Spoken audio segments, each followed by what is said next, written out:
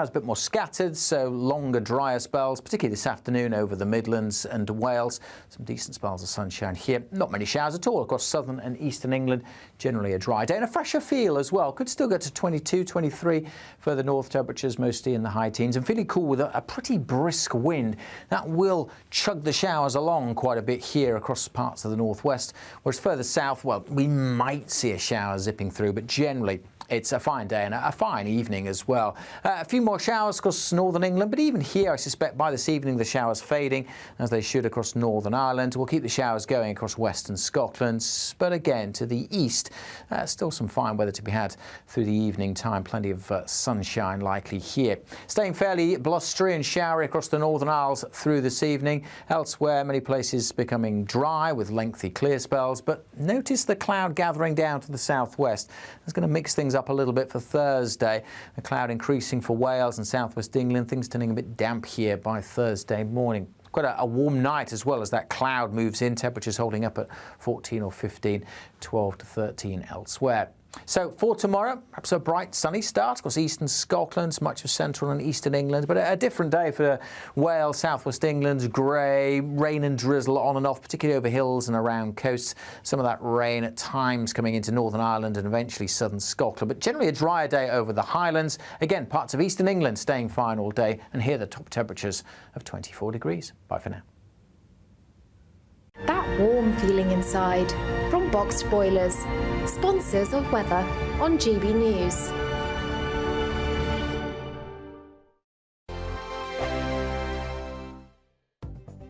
The latest GB News travel. Good morning, I'm Russell Holding. On the M62 in West Yorkshire, the westbound exit at junction 29 for the southbound M1 is blocked where cars overturned with a spillage. There are queues from junction 31 at Castleford. In Cheshire, the A523 is closed between Addington and Woodford after an accident. In the West Midlands, the A457 is closed each way along Oldbury Road in Smethwick after an accident with delays on St Paul's Road past the cemetery as you divert. In Essex, the A120 is closed each way east of the Marks Farm roundabout at Braintree after an accident causing delays. On the M25 in Surrey, the inside lanes closed anti-clockwise just before junction 10 for the A3 after an accident, with queues from junction 11 at Chertsey. On the M26 in Kent, it's taking 20 minutes in westbound queues approaching the M25 because of roadworks. And in Cornwall, there are long delays on the A392 and A3059 from the A39 into Newquay. You can stay up to date throughout the day by visiting our website, gbnews.com. Martin Daubney, weekdays from 3 p.m. Sarah, welcome to the show. Obviously, you work for a tobacco company, so a little caveat there to slip in. Nevertheless, it's no surprise that the illegal market is growing so much. When you look at the cost of cigarettes in Britain, huge amounts of duty and oftentimes, of course, criminality always finds its way into the system. Tell us more about your report. Absolutely. I mean, up to 90% of a packet of cigarettes is tax. And in the last year, there's been 2 tax increases that have equated more to the last 3 years combined. So now, if you're a roll-your-own smoker, a 30-gram pouch of roll-your-own will cost £22.50, but you can buy a counterfeit pack of 50 grams for £3. So there's a massive disparity. A lot of illegal tobacco is imported, but we do also have a problem in the UK with illegal tobacco factories. So in the last month, there's been an illegal tobacco factory in Gateshead, in Bury, busted, producing roll-your-own tobacco. And on the 12th of July this month, West Midlands gang illegal tobacco factory, the gang was found guilty of producing illegal tobacco, and that was more than £5 million lost tax revenue to the government. And actually, all of those people found guilty got a suspended sentence. And how does that work? They're literally importing container loads of raw tobacco and packaging it up in factories in Britain. And they're using what appears to be British packaging illegally? Yeah, some of it is branded packaging, so some of it isn't the kind of unbranded packaging we'd see on cigarettes and roll-your-own now, but it's relatively simple to reproduce, especially RYO. Our own pack swap data now shows that about 50% of the roll-your-own market is illegal tobacco. GB News, the People's Channel.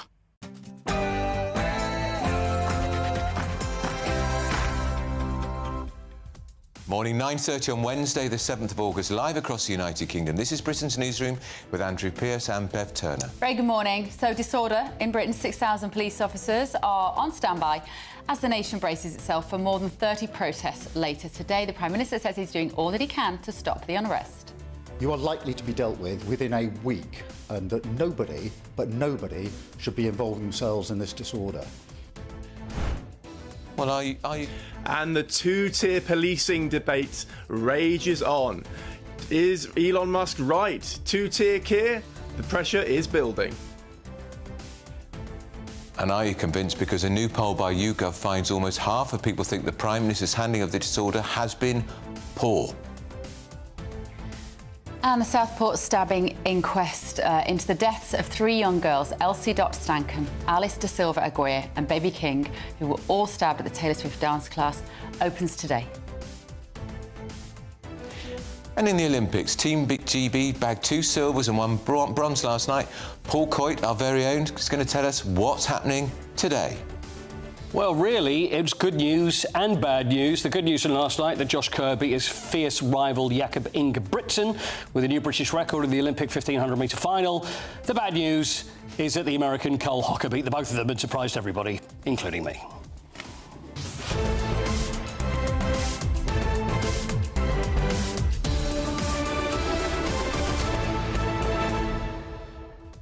Let us know your thoughts this morning. GBNews.com/your say. Let's crack straight on. First with the news, Sam Francis.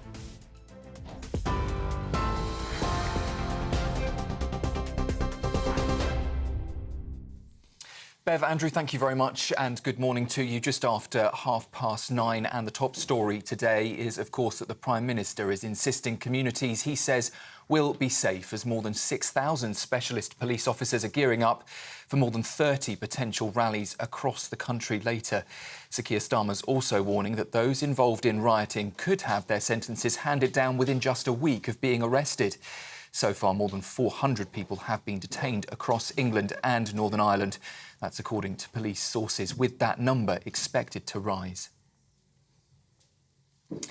A software firm's been told it faces a £6 million fine for failing to prevent a cyber attack that disrupted NHS services. The data watchdog says the Advanced Computer Software Group didn't protect the personal information of more than 80,000 people, which was then held to ransom in 2022.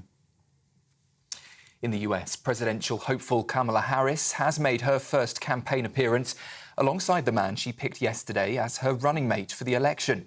Tim Walz will become vice president if Harris wins in November. The Minnesota government repeated last night his attacks on their Republican rivals, calling them weird as hell. Hamas has named the mastermind behind the October the 7th attack, Yahya Sinwar, as its new leader. He replaces the group's last chief, Ismail Haniyeh, who was assassinated in Tehran last month. Sinwar still tops Israel's most wanted list. Here, tens of thousands of women who've been through the menopause could be offered a new bone-strengthening drug on the NHS. The medicines watchdog claims that abaloparatide can protect against osteoporosis. We've heard this morning that the government is being urged to consider banning a popular material that's used to make kitchen worktops. It's after a reported rise in an incurable disease linked with the manufacture of artificial stone. And Team GB are hoping for more success later at the Paris Olympics after adding 4 medals to their haul at the Games last night. Josh Kerr won silver in the 1,500 metres, and there was also podium finishes in track cycling, skateboarding and in boxing too. Those are the latest GB News headlines for now. I'm Sam Francis. Your next update just after 10 o'clock. For the very latest GB News direct to your smartphone, sign up to News Alerts by scanning the QR code or go to gbnews.com/alerts.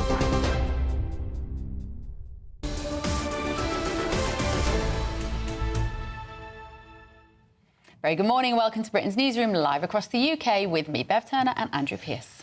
So 6,000 specialist police officers are on standby as the government says it's stepping up efforts to deal with the planned protest later today. A Home Office document suggesting there could be as many as 36 today alone. So the Prime Minister has promised that communities will be safe after he chaired an emergency COBRA meeting on efforts to tackle the unrest yesterday. I made it very clear on a number of occasions that those involved will feel the full force of the law. So we coordinated, we went through some of the numbers. Over 400 people now have been arrested, 100 have been charged, some in relation to online activity, and a number of them are already in court. And I'm now expecting substantive sentencing before the end of this week. Not very impressive, is it? I have to say. I know that this is a bit of a thing for me, but I would much rather somebody who's getting arrested for putting a piece of 4x2 through the window of your local Greggs than for sitting online and writing some nonsense. And I wonder how many of those people who've been arrested were outside the pub in Birmingham yesterday, where we spoke to the landlady, the deputy landlady, which was the pub was smashed up. They barricaded themselves in, and there was no police presence at all, and the local Labour MP refused to condemn the activities. I still think Keir Starmer is not saying anything to quell tensions. He comes out like a lawyer, which is what he is, and talks in very cliched terms about the full force of the law will come down on you, and talks about numbers, 400 people arrested.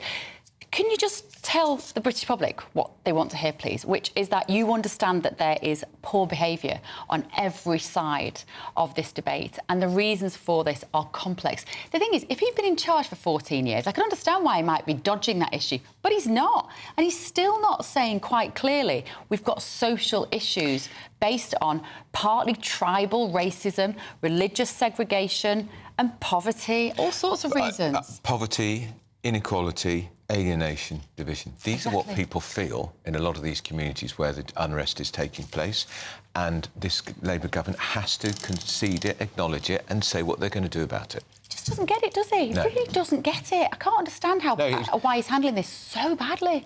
I was thinking about Jess Phillips, the Labour MP, who said that the Muslim protesters who smashed up the pub had been provoked by social media. She, of course, saw her share of the vote in her constituency in Birmingham Yardley collapse by 27% to an independent Muslim candidate.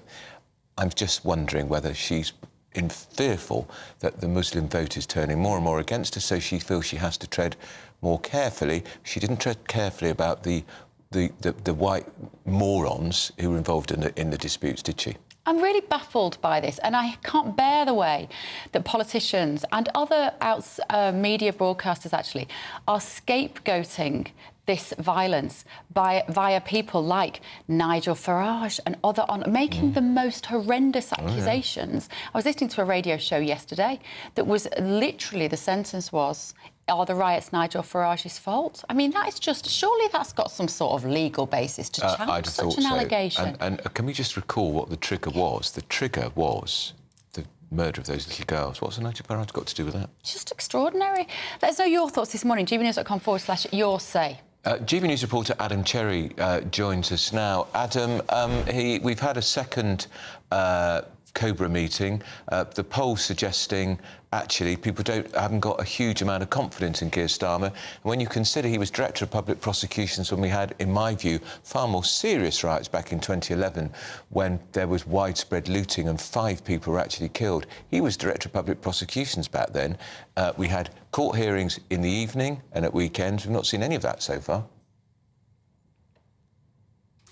Yeah, that's right, Andrew. And if you look at the recent opinion polling, his personal approval rating has dropped from 19% to 3% in just 2 weeks. So governing is much more difficult than campaigning. I think the Labour government are now discovering that. They were hoping for a nice honeymoon period, go on recess, Parliament is dissolved, and they go on holiday. Not so much the case in reality.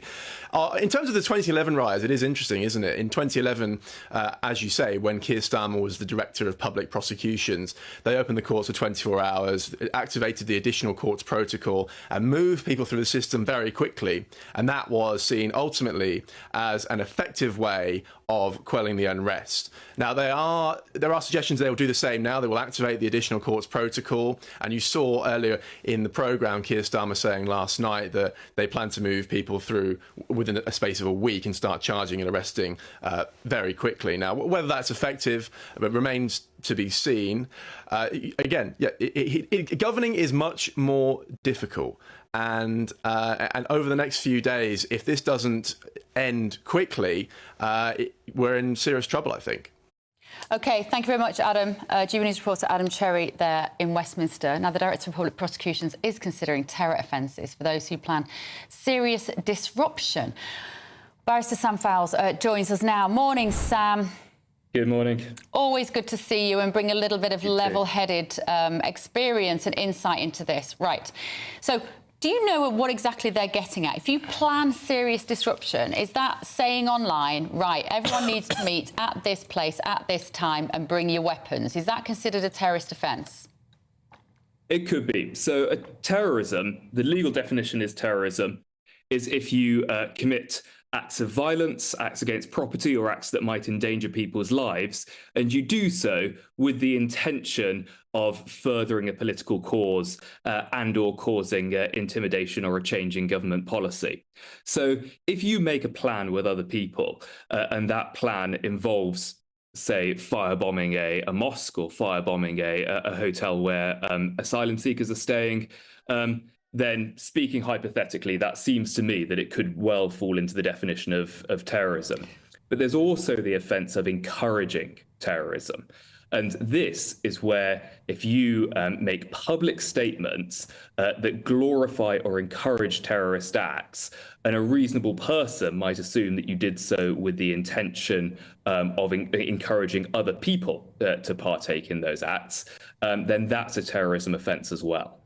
So, Sam, what's the point of talking about terror charges? Are the sentences more severe? Is that what Stephen Parkinson, who's the Director of Public Prosecutions, is getting at?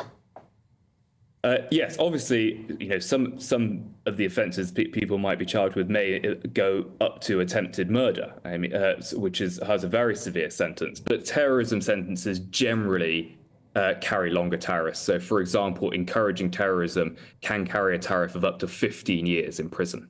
How easy is it, Sam, to prove political motivation?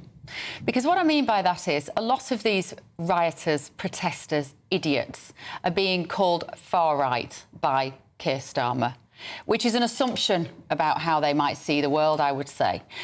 Can you prove that something is politically motivated? I think, and again, I'm just going to speak hypothetically because we can't prejudice any cases that might be going on in real life. But hypothetically, if someone is throwing a brick through a window, throwing a firebomb and screaming, "Let's take our country back, Paki's out," or "It's war," well, that seems to me to be someone expressing a political motivation. I think a reasonable person can say, yes, you're trying to achieve a political aim there. So, sorry, Andrew, you might be probably going to ask the same question. So if, for instance, you're waving a Palestinian flag whilst shouting something at the other side of this sort of disruption, would that be considered a terrorist act? Well, no, because there's a difference between shouting and throwing a firebomb. Sure, but if you're attacking somebody whilst shouting Allahu Akbar and carrying a Palestinian flag, is that terrorism? If you beat someone up to the point where you're causing serious violence or you're endangering their life, so Allahu Akbar, by the way, just means God is great. Sure. So I don't think we should be careful before saying people believing in God is terrorism. Yeah. But if you're beating someone up and endangering their life, or you're throwing a firebomb, then regardless of your politics, it could be considered terrorism. What of the suggestions, Sam, to Keir? I think that's a label that may well stick for Starmer. We spoke to the landlady, the deputy landlady of a pub in Birmingham yesterday. It had been attacked the previous night. There's well-documented footage of the attack, Sam, where it was a young gang of Muslim boys, many of them masked, smashing up the pub, smashing windows. The people inside had to barricade themselves in. One man, rather recklessly in my view, came out to challenge their men, and he was attacked. Now, the police did nothing. and the local police chief has conceded that in hindsight perhaps they have to look at what they're doing and are they taking it seriously, incidents on the other side. Isn't this what's going to lead to more and more evidence or suggestions that there is two-tier policing? In other words, the police are much more hands-off when it's Muslim gangs as opposed to the white trashy gangs who are smashing up buildings?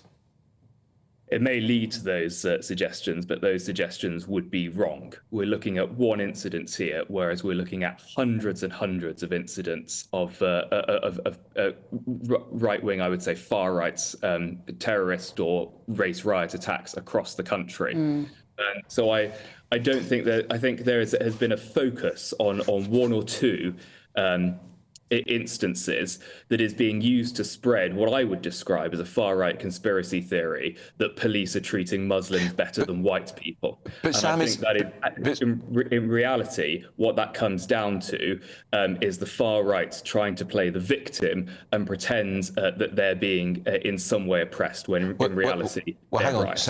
Sam, we were talking to the deputy landlady of a pub. She's not far right, she's not anything. She's the deputy landlady of a pub who had to barricade her customers in the pub. The point I'm making is, shouldn't the police be seen to be even-handed in all matters, whether or not there's more white gangs smashing up property or not? If Muslim gangs are seen to be behaving badly, don't the police have a duty to be seen to be policing it the same way? Yeah, absolutely they do. And we don't have information about who has been charged or who will be charged in relation to this pub. And I sincerely hope and have confidence in the police that they'll find the suspects, they'll arrest them. If the pub's got CCTV, they can hand that CCTV over, they'll arrest them and they'll charge them. But to suggest that this incident is indicative of a broad two-tier is, in my view, a conspiracy theory.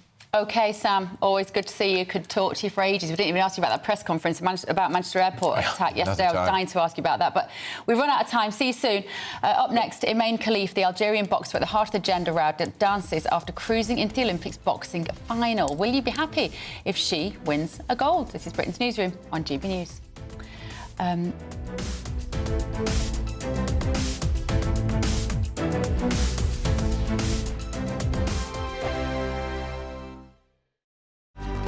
Good afternoon, Britain. Your lunchtime update on the stories that matter across the UK. From breaking news and insightful analysis, inspiring stories and lively debates. You're comparing yourself to a former Prime Minister. Which is it? Stay informed, stay updated, stay entertained. I just don't know how anyone would not want to be there. Every weekday from midday. We are Good Afternoon Britain, only on GB News. Britain's news channel. Sir Jacob Rees-Mogg's State of the Nation, Monday to Thursday from 8 p.m. Well, I'm joined now by royal biographer and former royal photographer, Ian Lloyd. Ian, hello, Jacob. Thank you good evening. Thank you for joining me.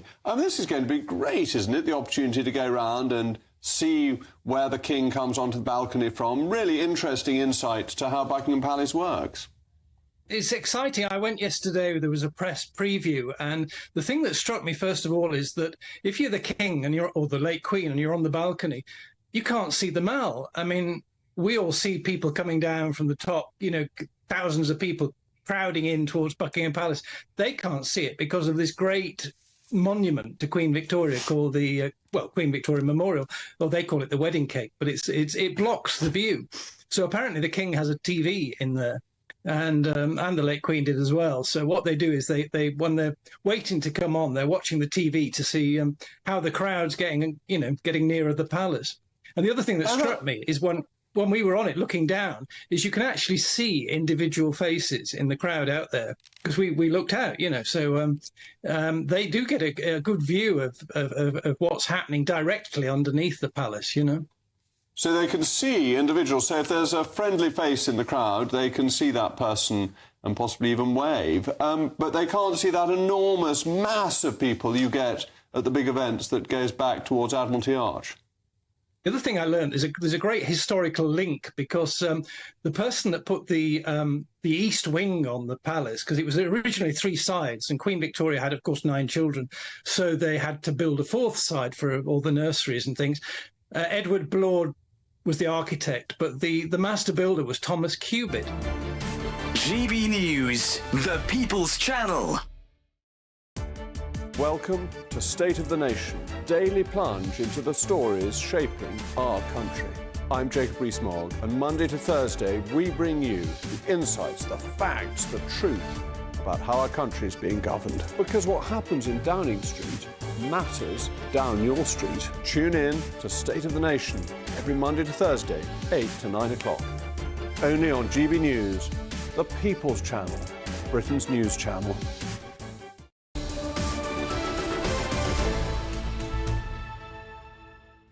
$9.50. Let's talk to Paul Coit about Olympics, because we were supposed to win the 1,500-metre gold. Oh, yes. What went wrong there? Well, he got silver, which is great. Yeah, that's good. And see, the thing, it was a new British record. Can't argue with that. Yeah. Faster than any Brits ever won before. He is the world champ. He is the world champion, so there's the good parts of it. And it was him against Jakob Ingebrigtsen, the Norwegian. So there's this huge rivalry between the two of them. Who's the reigning Olympic champion? The reigning Olympic champion. One of them was going to win this race. Right. So Ingebrigtsen goes out extremely quick, which I suspected because he can run a faster 1,500 than Josh Kerr can. He's got a faster personal best. So he runs out in front thinking, yeah, he's just going to take everybody on. Now, that fella in the front, his name's Cole Hocker from the USA, and nobody thought about Cole for a second. I don't think even Cole did. So Jakob Ingebrigtsen, he's gone back into fourth. First through goes Josh Kerr, and we're thinking, Josh is going to win it. And then this guy comes from nowhere, and they forgot about him. And it was almost like their own fault because they were concentrating on each other. They forgot about the American who came through a new Olympic record. Did he not notice him coming up on the side? No, nobody did. Nobody Sort did. of came up like around the sort of almost through the middle of the. You know what, Bev? I don't even think he was in the race. I think he joined it with 100 metres to go because nobody expected this, and he came through and won the gold. And everybody was extremely surprised. Josh Kerr was happy with his silver medal, happy that he's got the British record, but within him, it's like, how did that happen? Do you want to talk about skateboarding? Love the skateboard. Oh, I loved the skateboarding yesterday. All these gorgeous young girls, 13 years old. They're kids. They're kids. Children. They are children. And I always worried about that because we had that with the Winter Olympics, and it's like, you can't put kids in these situations because what happens, there's so much pressure, the world's watching. An Australian 14-year-old wins it. Yeah. We've got Sky Brown. She got a bronze at 16. She got a bronze at 13. She got a bronze at 13. Time? But the thing is, she dislocated her shoulder 2 weeks ago. She dislocated her shoulder an hour because I've had this. It just popped out. And now this is a 16-year-old kid. Pops it back in again. Ooh. Painful. And then she goes and wins a bronze medal, which is amazing. So we've got the men's skateboarding today, and you know who our representative is? No. Andy McDonald. And do you know how old he is? No. He's 51 years old. No, it's not. He is 51 years old. So I don't think this is going to go well. I tell you what. I hope in a medal prospect It's one somehow. thing. She's got problem with her shoulder popping out. He's probably got problem with arthritis. Yeah. He's 51, but he's a skateboarding legend. He's American, but he has British parents. Right. So he lives in Los Angeles, so he's going to represent... I've spoken to him. Hopefully we're going to have him on the show tomorrow. Fantastic. So he's going to represent all these kids. What's his chance of a medal? I think they must be pretty good because he's a legend, but when you're competing against 13, 14-year-olds... They don't see him as granddad. They see him as great-granddad. I think so. It's like... word. Is the men's field all older? Is the girls' field unusual? So he is literally against teenage boys? He is going to be... They're all going to be sort of... teenagers, early 20s, and then there's Grandad, 51. So there's still hope for you. Andrew. This is what I'm thinking. Put a help. I've never been on a skateboard. Not even for like 5 minutes. No, I don't think it's likely. You're more of a roller skating guy, aren't you? Well, we had roller skates when we were kids. No, not good. It's those ones with the tie-up bit that you used to put your shoe. I quite enjoyed ice skating. How of course you did. Robin Cousins. Yeah. What was the other one? John Curry. We've got goals with them, didn't we? We certainly did. Torval and Dean. Torval and Dean. They were the greatest. 76, John Curry. 80, Robin Cousins. But tonight, by the way, Matt Hudson-Smith, 400 metres, great chance to win a medal. What, a gold? Right, OK. I'm very hopeful. I'm not going to say it, but I think there's going to be a medal there. Well, you'll be back to tell us all about it. Fantastic. Thank you, Paul. Right, up next, a former Labour MP will give his thoughts on the growing unrest in Britain and those shocking scenes in Birmingham. Don't miss it. Here's Alex with your very important weather. A brighter outlook with Box Solar, sponsors of weather on GB News. Good morning. Welcome to your latest weather update from the Met Office here on GB News. It's a day of sunshine and showers. Some places won't see too many showers. Others, particularly Western Scotland, we'll see lots of them. That's where the low pressure is. You can see the swirl here. Very wet day, basically, across the Highlands. The closer you are to the low, the more showers you'll see. So they'll be on and off through the day for Northern Ireland, northwest England. Further south, the showers a bit more scattered, so longer, drier spells, particularly this afternoon over the Midlands and Wales. Some decent spells of sunshine here. Not many showers at all across southern and eastern England. Generally a dry day and a fresher feel as well. Could still get to 22, 23. Further north, temperatures mostly in the high teens and feeling cool with a pretty brisk wind. That will chug the showers along quite a bit here across parts of the northwest, whereas further south, well, we might see a shower zipping through, but generally it's a fine day and a fine evening as well. A few more showers across northern England, but even here I suspect by this evening the showers fading, as they should across Northern Ireland. We'll keep the showers going across western Scotland, but again to the east, still some fine weather to be had through the evening time. Plenty of sunshine likely here. Staying fairly blustery and showery across the Northern Isles through this evening. Elsewhere, many places becoming dry with lengthy clear spells, but notice the cloud gathering down to the southwest. It's going to mix things up a little bit for Thursday. The cloud increasing for Wales and southwest England. Things turning a bit damp here by Thursday morning. Quite a warm night as well as that cloud moves in. Temperatures holding up at 14 or 15, 12 to 13 elsewhere. So for tomorrow, perhaps a bright sunny start across eastern Scotland, much of central and eastern England, but a different day for Wales, southwest England. Grey, rain and drizzle on and off, particularly over hills and around coasts. Some of that rain at times coming into Northern Ireland and eventually southern Scotland, but generally a drier day over the Highlands. Again, parts of eastern England staying fine all day, and here the top temperatures of 24 degrees. Bye for now. That warm feeling inside from Boxed Boilers, sponsors of weather on GB News.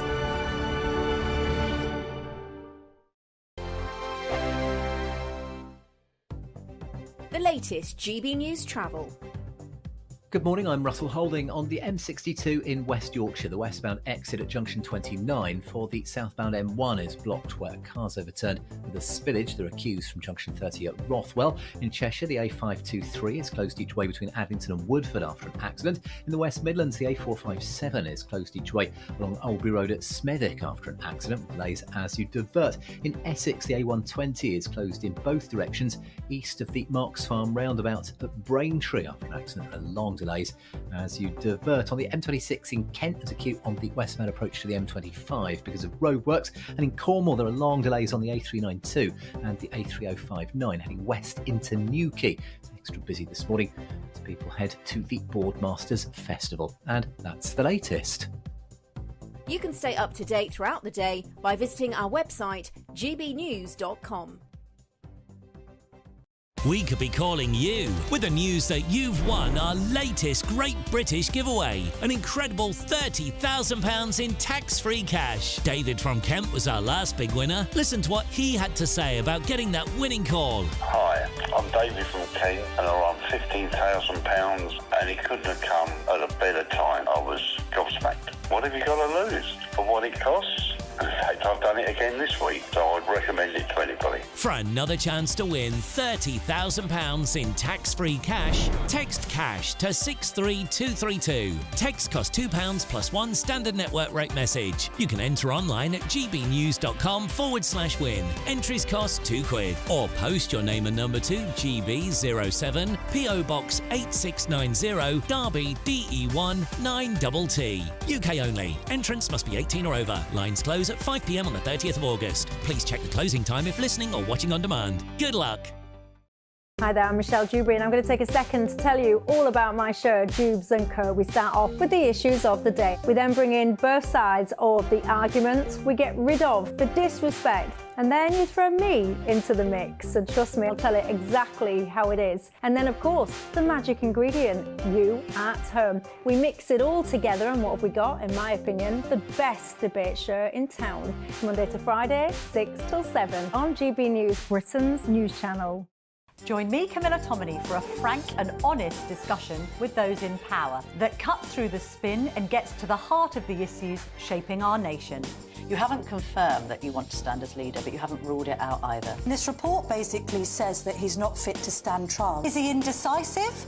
Incompetent? I deliver the dose of reality Westminster needs. That's the Camilla Tominey Show at 9:30 every Sunday on GB News. The People's Channel, Britain's news channel.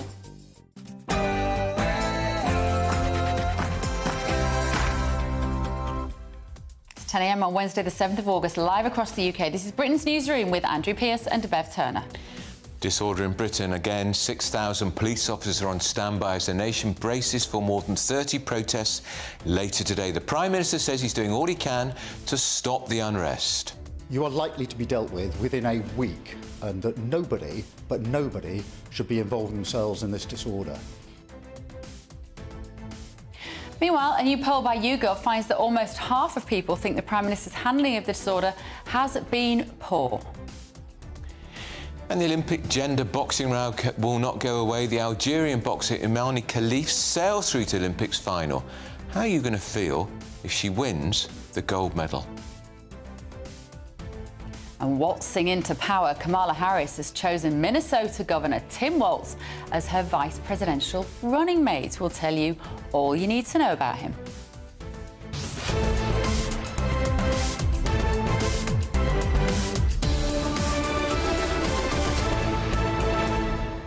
He was quoted as saying that Republicans were weirdos. It was, and she apparently was very taken by that quote. Nobody's ever heard of him. Well, that's going to be part of the problem. We'll show you a clip, and you can decide whether you think they are both slightly weird. Let us know your thoughts. gbnews.com/your say. First, they're the very latest news with Sam Francis.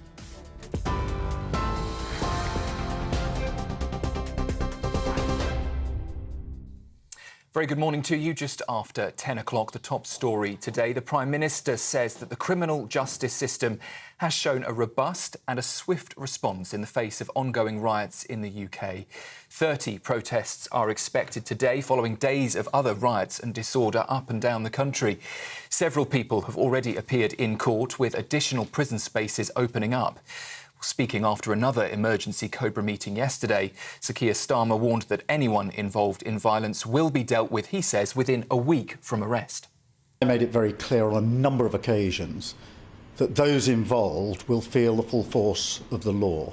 So we coordinated, we went through some of the numbers. Over 400 people now have been arrested, 100 have been charged, some in relation to online activity, and a number of them are already in court. And I'm now expecting substantive sentencing before the end of this week.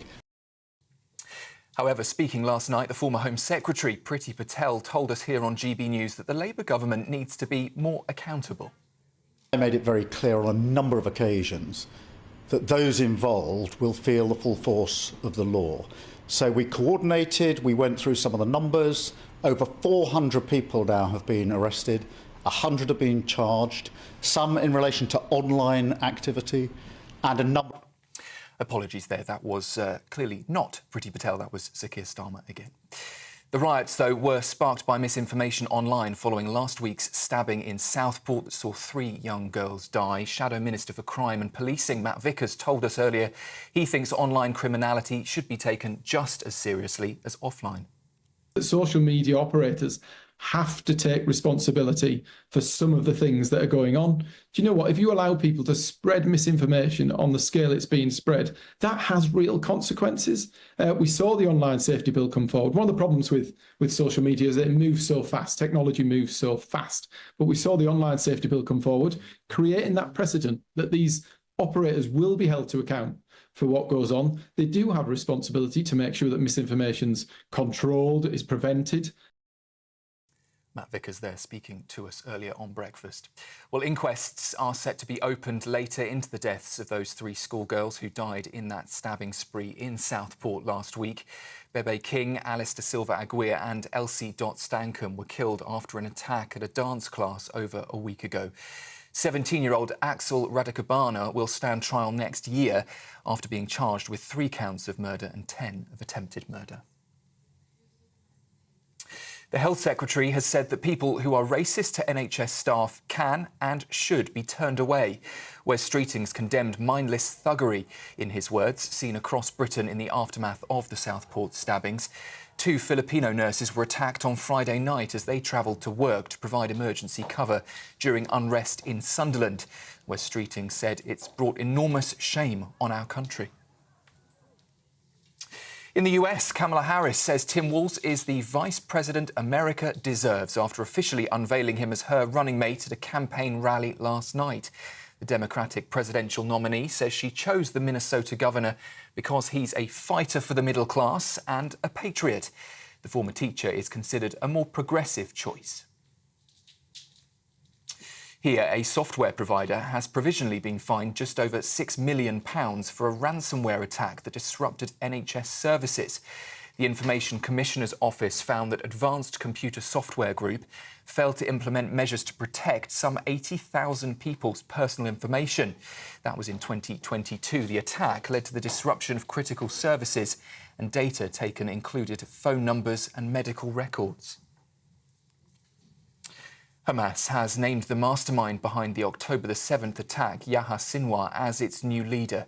He replaces the group's last chief, Ismail Haniyeh, who was assassinated in Tehran last month. Sinwar now tops Israel's most wanted list.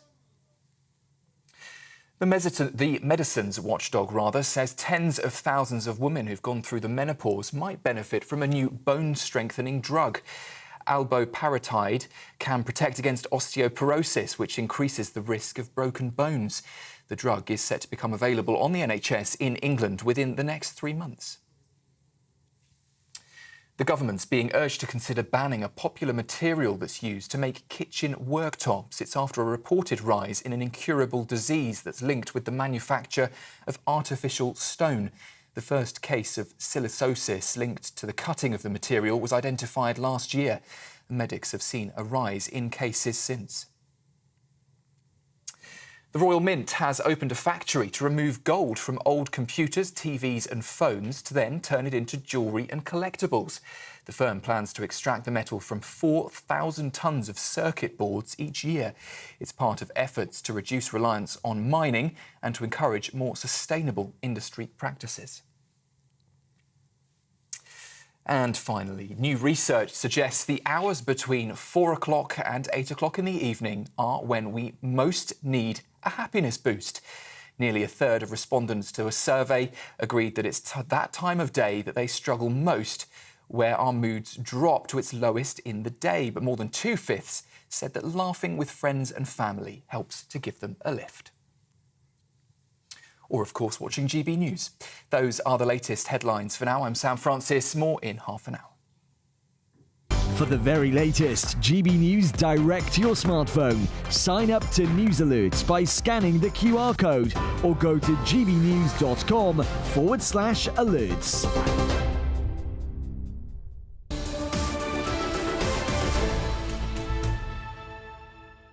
Very good morning, 10:07. Thanks for joining us. You've all been getting in touch at home on the riots. Stephen has said it's a complete cop-out for people to keep blaming Nigel Farage for everything. They're just sticking their heads in the sand and perpetuating the myth that none of the social and economic problems exist. Lost your glasses? No, I didn't have my glasses. Christine says, I doubt these riots were going to stop until the PM acknowledges and answers the public's fears on immigration. I live in Southport. Our community has been devastated by the tragedy which happened to those beautiful innocent girls on Monday. Our government keeps tiptoeing around the issues and this is making people angrier and creating further division. I don't support the riots or the abuse of our police, but these tensions have been brewing for years and the government has continued to ignore the issue. Absolutely spot on, Christine, and it must be very difficult living in Southport at the moment because we've got the opening today of the inquest into the death of those little girls. John has said, morning, John. Brits jailed within 1 week. 1.5 million criminal illegals not jailed within 10 years. Almost no deportations. This feels like two-tier justice. And Ted has said, isn't it strange how some groups are given an inflammatory, political, aligned names like far-right and others are called sectarian? It's strange how housing is being found to get criminal migrants out of hotels but not found for our homeless. I'm not being racist, but if migrants were living on the streets like British people are, then life in this country would be even handled. but we have split families, children taken into care because of homelessness. You know, you echo a lot of this feeling of discontentment. Also, you want the Prime Minister to empathise. He doesn't. And I just don't think he does. You don't want him to empathise with the terrible thing that happened in Southport. I thought he was flat-footed and wooden when he went up there twice. I'm reading his biography at the moment, Yeah. trying to sort of work him out, really, and sort of psychoanalyse what's going on. It's quite dull. But it's almost like, when I read about him and I look at what he's doing, it's like he's trying to create this country in the utopian image of a human rights lawyer. Mm. That's what it feels like. Like, everything will be fabulous and everyone will just live together and you just have to share in the collective. It's always more important than the individual. And I just think that's incredibly naive. Yeah, well, I mean, and remember, the first 100 days, they say, of a leader can define the public view. So poor old Ian Duncan Smith, when he was Tory leader, his first 100 days, well, it was 9/11. So he didn't get a look in, and he never recovered. And these first 100 days could be pretty difficult for Starmer, because we've had the reckless decision, in my view, to take away winter fuel from 10 million pensioners. We now see he's caving in on trade union reform to make it easier for people to go on strike. But I think his response to the riot has been poor, flat-footed, and missing the point. Now, remember those scenes in Birmingham this week? Well, we talked earlier about the fact that the pub landlord, the assistant landlord, said to us yesterday on GBNews that the police didn't turn up the next day. They didn't come and gather evidence. There was one guy who was beaten up. They didn't come and see who'd caused the damage. Well, have a listen to what Superintendent Emmeline Richards of that area said after the scenes in Birmingham. This is interesting. We knew that there was going to be a large amount of people out on that counter-protest. We knew who the vast majority of those people were. We'd had conversations in terms of what that was likely to look like. And so our policing response was commensurate to that intelligence and the information that we'd held with our partners and communities prior to that event taking place. So in other words, I mean, it's quite an admission. In other words, we spoke to the community leaders of the Muslim area. Yeah. They assured us that they had it in hand, they were in control, there would be no trouble. Yeah. So we didn't send the coppers down to the pub in Birmingham. We were with the far-right protesters at the other end of the street. I mean, at least he's being honest about it. Well, joining us now is former Labour MP Khalid Mahmood. Morning, Khalid. Does that surprise you to hear that admission there from the police superintendent of that area to say, well, we checked in, and it's good that they have a good relationship with the Muslim leaders in that area. Good, that's how policing should work. But to then say, based on that intelligence, we knew that it would all be fine and calm, that is exactly the definition of two-tier policing. Well, I think that's policing that hasn't taken into account what could have possibly happened. And that should have happened, because when they have a fair number of people gathered together, some wearing masks and geared up perhaps to have a go, essentially, which is what they were expecting the people on the other side to be doing. And I think you expected that here to be as well. There should have been some presence of the police to calm these people down. You see cars racing around the island at the time with complete oblivion to everything else. And I know a number of reporters were also threatened as well. But certainly at the pub, you know, there should have been some presence at all. But if there wasn't, certainly I suppose the next day, somebody should have turned up and crimed that issue, which has been hugely available on social media to see. So I think there should have been better policing for both sides. And the trouble is, Khalid, I mean, this tag of two-tier care could stick, because we've seen he's not addressed this, has he? He's just talked about the far right extremists. This is the same mantra that's trotted out by the Home Secretary too. I think he's in danger of losing the public here, because he's got to engage more broadly with the underlying causes as well of why so many people feel. We were talking earlier about inequality, alienation. That's what some people feel now in these communities, and I'm talking about the white people, Khalid. Well, that's right. What I've said, and also in another hat that I wear as chairman of the Labour Muslim Forum, what I've said is that those people that engage in this process, first of all, should expect the hard hand of the law, whichever side they're on. There should not be people countering these demonstrations, because that puts more onus on the police and divides their resources. And that's what will happen here. But you do need to show both sides, if they turn out, that they will be dealt with severely by the police, and there should be police presence on both sides. Yes. What did you make of Jess Phillips's tweet, where she effectively blamed the internet for those Muslim men accumulating in huge numbers outside that McDonald's in Birmingham? Well, look, as far as I'm concerned, of course, there's a huge amount of information, disinformation that's going on the internet, and we shouldn't stick anything by that. But we all have responsibility ourselves. We, as the Labour Muslim Forum said, please do not attend any of these demonstrations or whatever happens in those areas, because you will then become a part of that. So our advice is very clear. If there's something happening, please do not attend, because if you attend, then you'll be contributing to all this violence, and please do not do that. So if these Muslim community leaders are so good, why can't they get that message through to these kids? Well, look, I don't really believe any type of leaders in any of these situations.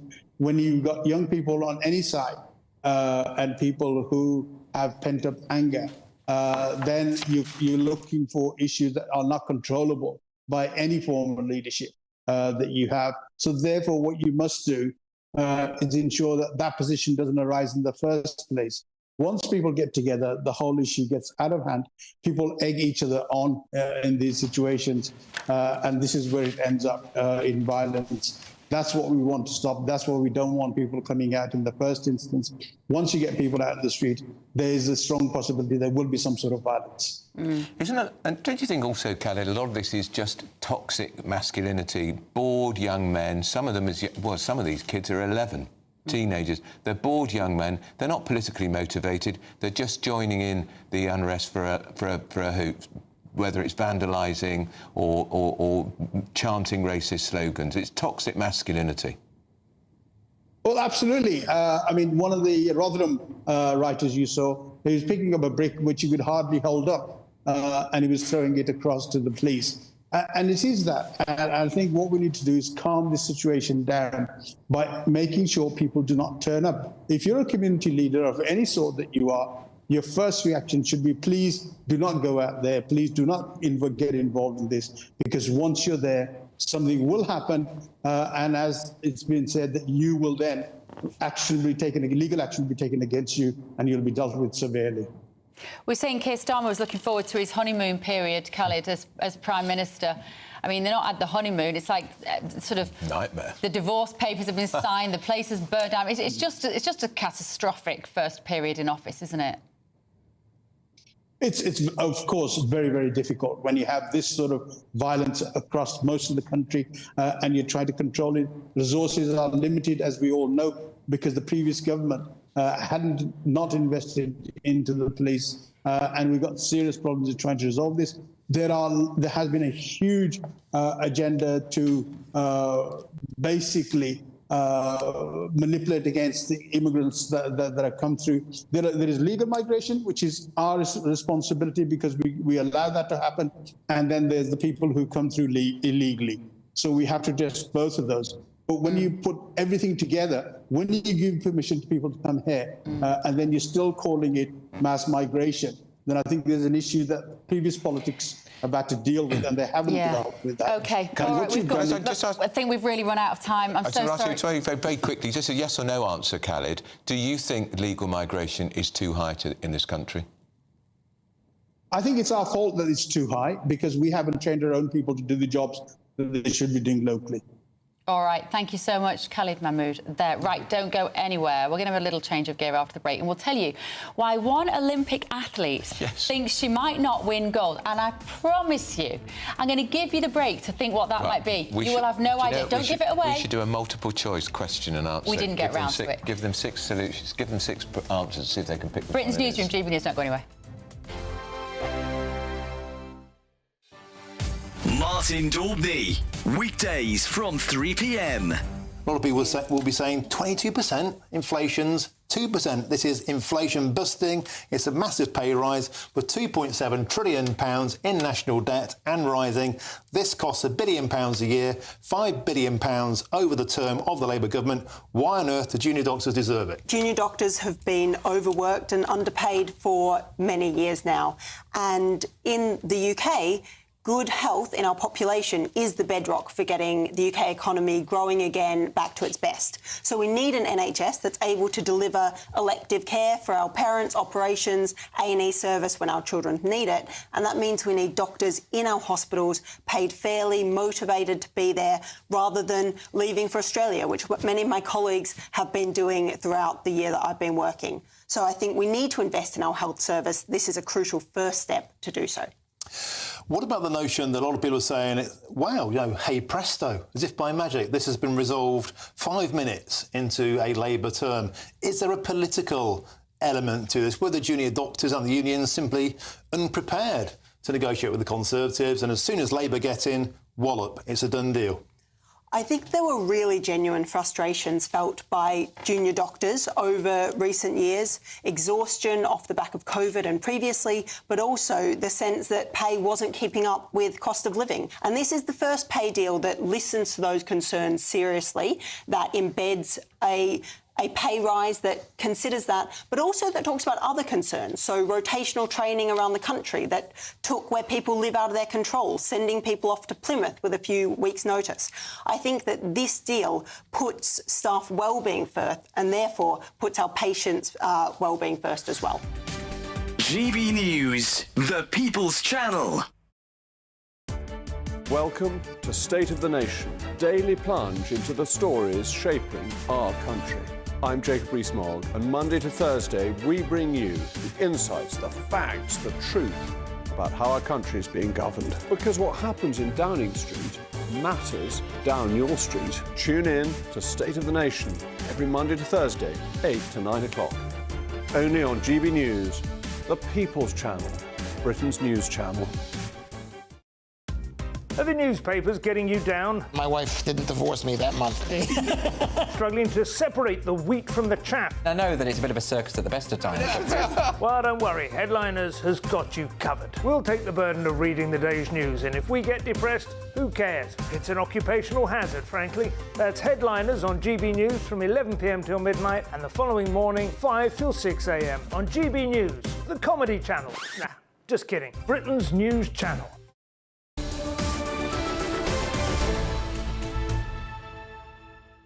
10:22, this is Britain's Newsroom with me, Bev Turner and Andrew We Pierce. won't tell you what we were looking at. Stephen Pound's already giggling. Well, we will tell you, because Yes. we're going to talk about it, Yes, I think, we are. aren't I we? think Mike we are. Parry's here looking disgusted with I us. certainly am. The seat's sinking as well. Can we do the pole vaulter story yet? This is what we want to know. I'm not sure, because we sort of had it ready for the next section, I think. But I think we probably can. Well, this was the French pole vaulter, Stephen Pound, who was in the Olympics. Now, we can't show you the video, because, of course, the BBC own the rights to the Olympics. But just tell us what happened in your What happened was, I mean, basically, the headline should be "C'est magnifique." I mean, he was coming out. He was about to leap over the bar, do what was probably not the Fosbury flop on this occasion. That's high jump. That's high jump. Is it high? Well, I don't know. Anyway, the old meat and two veg flopped out at the last minute. Well, it didn't come out of his trousers, we should be clear. Yeah, he had very tight lycra on. Yeah. Have you seen the footage, Mike? But yes, I have. He hit the bar, But he should have been much more careful about how he dressed himself, because he was competing for Olympic gold. Yeah. I mean, imagine if a runner had something protruding from the front of his body to get him over the line more quickly, or to impede the way he was running, or his shoes were too heavy to stop him running. The man should have been a professional and should have taken more care of how he presented himself for this great event. So tighter underpants could have been the difference. Well, no, you see, the problem is tighter underpants may have been even worse, because it's the size of the. Can I just say, to win the 500 metres by a couple of inches. Can we carry on walking on eggshells on this, please? It is Children quite might funny, be though. watching. He goes over the bar front ways, and then everything is completely out of the way. way, except for one particular item. It is, and I heard it described by one sports commentator as he got the angle of the dangle wrong. Yeah. So if the angle of the dangle was wrong, he should have done something to correct the angle of the dangle. And it's not like he hasn't done this before. No, exactly. So the trouble is the French will never, ever stop bragging about this, will they? But he didn't get the medal. Listen, while we're on the Olympics, there's another story that we trailed just before the break. Now, this is amazing. This is a golfer. She is American, and she has said that she may not... We're going to try and bring up a picture of her any minute now. She wants to win the Olympics, and the reason she may not win the Olympics is because she's not allowed to smoke. Amazing, isn't it? Look at her. So normally she competes in golfing matches. What do you call it? Competitions. Tournaments. Thank you.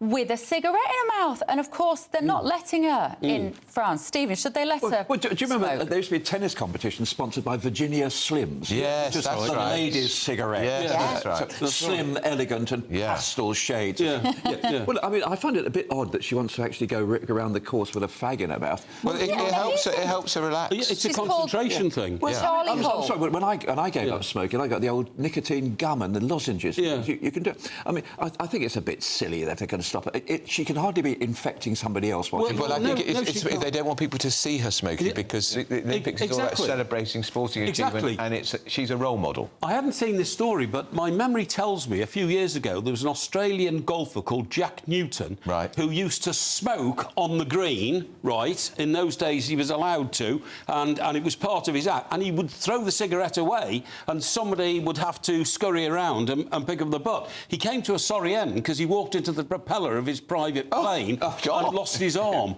Yeah. Was he smoking at the time? No, well, I don't know, but... I would always think the great Dimitar Berbatov, one of the finest footballers ever to play for Fulham, he could scarcely get off the pitch without lighting a fag. Really? And my hero when I was a boy, Tosh Chamberlain, used to have his fags down one sock and his matches down the other.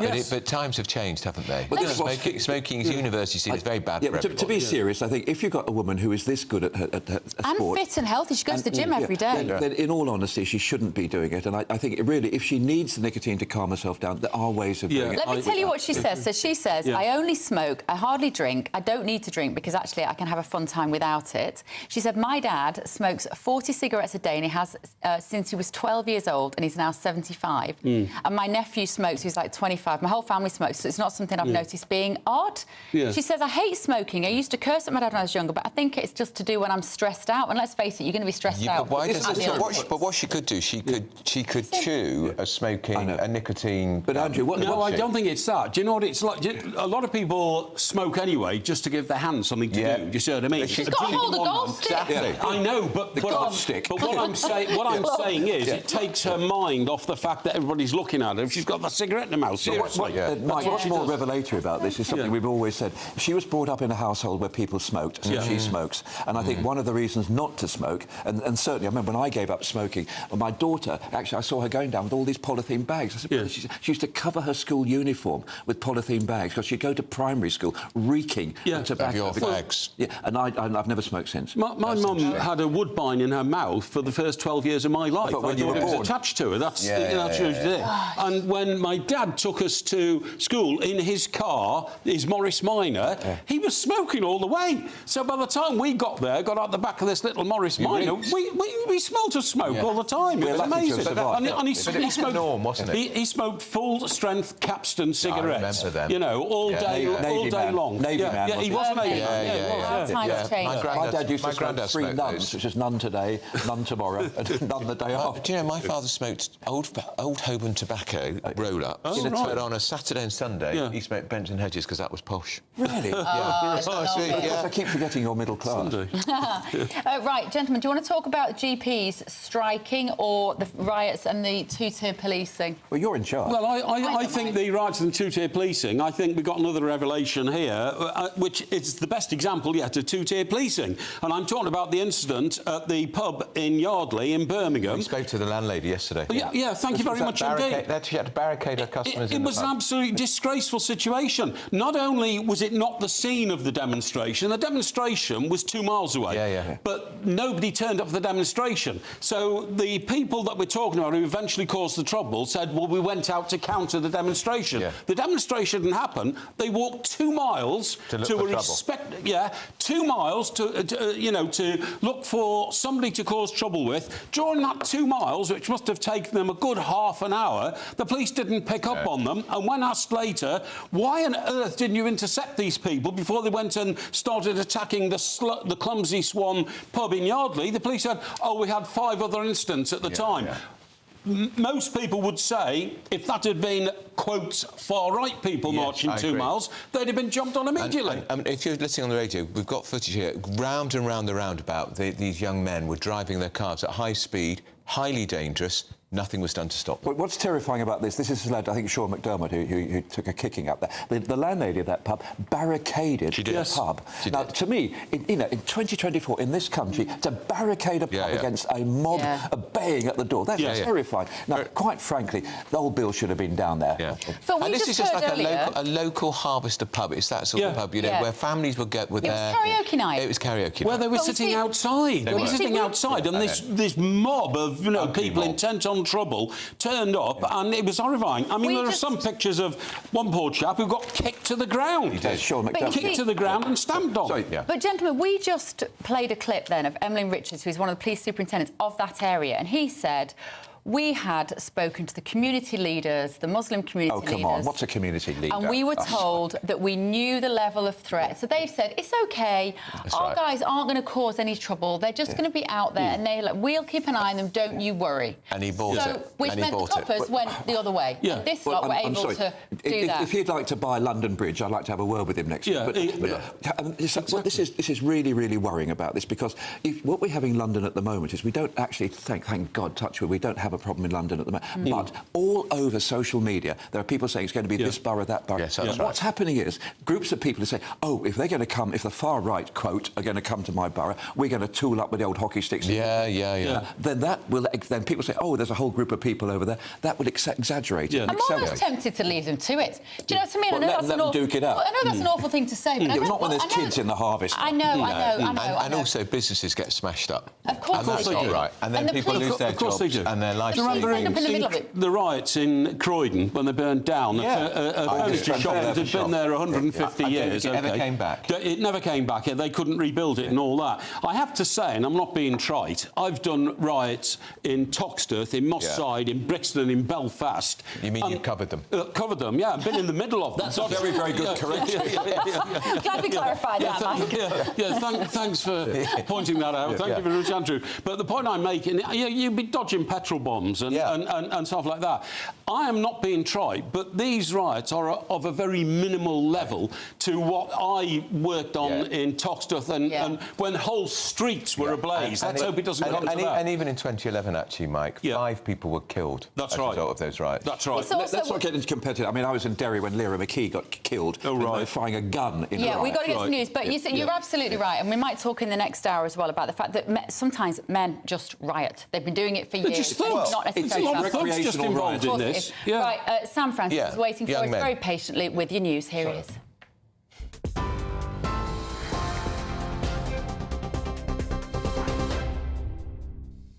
Very good morning to you. Just after 10:30, and the top story this morning, a quick breaking line for you. Inquests into the deaths of 3 Southport stabbing victims have this morning been opened and now adjourned, with the senior coroner there telling the hearing that it was impossible to articulate the devastating and lifelong effects of the truly tragic events last Monday. Bebe King, Alice De Silva Aguirre and Elsie Dodd Stankham were killed after an attack at a dance class over a week ago. 17-year-old Axel Radicabana will stand trial next year after being charged with 3 counts of murder and 10 of attempted murder. Well, following those stabbings last week in Southport, more than 6,000 specialist police officers are now gearing up for more than 30 potential rallies across the UK later. But the Prime Minister insists communities will be kept safe. Sir Keir Starmer's also warning that those involved in rioting could have sentences handed down within just a week of being arrested. More than 400 people have so far been detained across England and Northern Ireland, according to police sources, with that number expected to rise. A software firm has been told it faces a £6 million fine for failing to prevent a cyber attack that disrupted NHS services. The data watchdog says the Advanced Computer Software Group didn't protect the personal information of more than 80,000 people, which was held to ransom in 2022. And in the US, presidential hopeful Kamala Harris has made her first campaign appearance alongside the man that she picked as her running mate for the election. Tim Walz will become vice president if Harris wins in November. The Minnesota governor repeated his attacks last night on their Republican rivals, calling them weird as hell. Hamas has named the mastermind behind the October the 7th attack, Yahya Sinwar, as its new leader. He replaces the group's last chief, Ismail Haniyeh, who was assassinated in Tehran last month, and Sinwar still tops Israel's most wanted list. Tens of thousands of women who've been through the menopause could be offered a new bone-strengthening drug on the NHS, with the medicines watchdog claiming abaloparatide can protect against osteoporosis. Meanwhile, ministers are being urged to consider banning a popular material used to make kitchen worktops. It's after a rise in cases of an incurable disease that's linked with the manufacture of artificial stone. And finally, some sports news for you from Paris, where Team GB are hoping for more success later after adding 4 medals to their haul at the Games last night. Josh Kerr won silver in the 1,500 metres, and there were also podium finishes in the cycling, in skateboarding and in boxing too. Well, we will keep across all of the latest from Paris throughout the day. Any more medals, we will let you know here on GB News. Now, though, it's back to Andrew and Bev. For the very latest GB News direct to your smartphone, sign up to News Alerts by scanning the QR code or go to gbnews.com/alerts.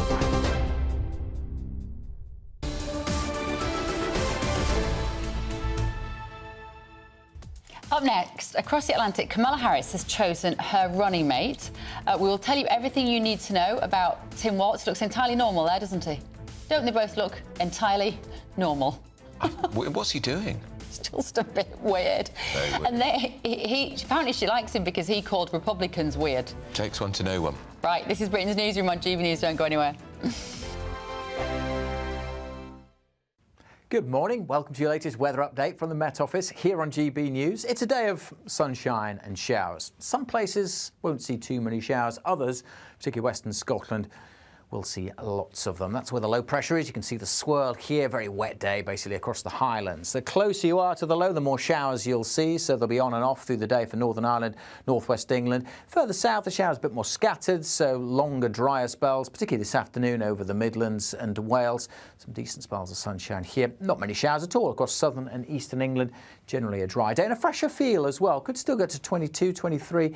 Further north, temperatures mostly in the high teens and feeling cool with a pretty brisk wind. That will chug the showers along quite a bit here across parts of the northwest, whereas further south, well, we might see a shower zipping through, but generally it's a fine day and a fine evening as well. A few more showers across northern England, but even here I suspect by this evening the showers fading as they should across Northern Ireland. We'll keep the showers going across western Scotland, but again to the east, still some fine weather to be had through the evening time. Plenty of sunshine likely here. Staying fairly blustery and showery across the Northern Isles through this evening. Elsewhere, many places becoming dry with lengthy clear spells, but notice the cloud gathering down to the southwest. It's going to mix things up a little bit for Thursday. The cloud increasing for Wales and southwest England. Things turning a bit damp here by Thursday morning. Quite a warm night as well as that cloud moves in. Temperatures holding up at 14 or 15, 12 to 13 elsewhere. So for tomorrow, perhaps a bright sunny start across eastern Scotland, much of central and eastern England, but a different day for Wales, southwest England, grey, rain and drizzle on and off, particularly over hills and around coasts. Some of that rain at times coming into Northern Ireland and eventually southern Scotland, but generally a drier day over the Highlands. Again, parts of eastern England staying fine all day, and here the top temperatures of 24 degrees. Bye for now. The latest GB News travel. Good morning, I'm Russell Holding. On the M62 in West Yorkshire, the westbound exit at junction 29 for the southbound M1 is blocked where a vehicle overturned with a spillage. In Cheshire, the A523 is closed each way between Adlington and Woodford after an accident. In the West Midlands, the A457 is closed each way along Oldbury Road at Smethwick after an accident yesterday evening. In Essex, the A120 is closed in both directions east of the Marks Farm roundabout at Braintree after an accident with long delays towards there and as you divert. On the M26 in Kent, there are westbound queues approaching the M25 because of roadworks. In Cornwall, there are long delays on the A392 and A3059 heading west from the A39 into Newquay. Extra busy because of the Boardmasters Festival. And also in Cornwall, the A393 is blocked by an accident on Lanner Hill southwest of Red Ruth, causing queues. You can stay up to date throughout the day by visiting our website, gbnews.com.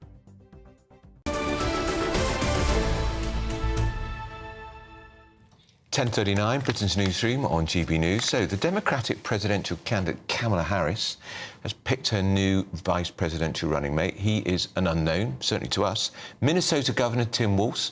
They've been campaigning for the first time together in Philadelphia. Have a look and have a listen.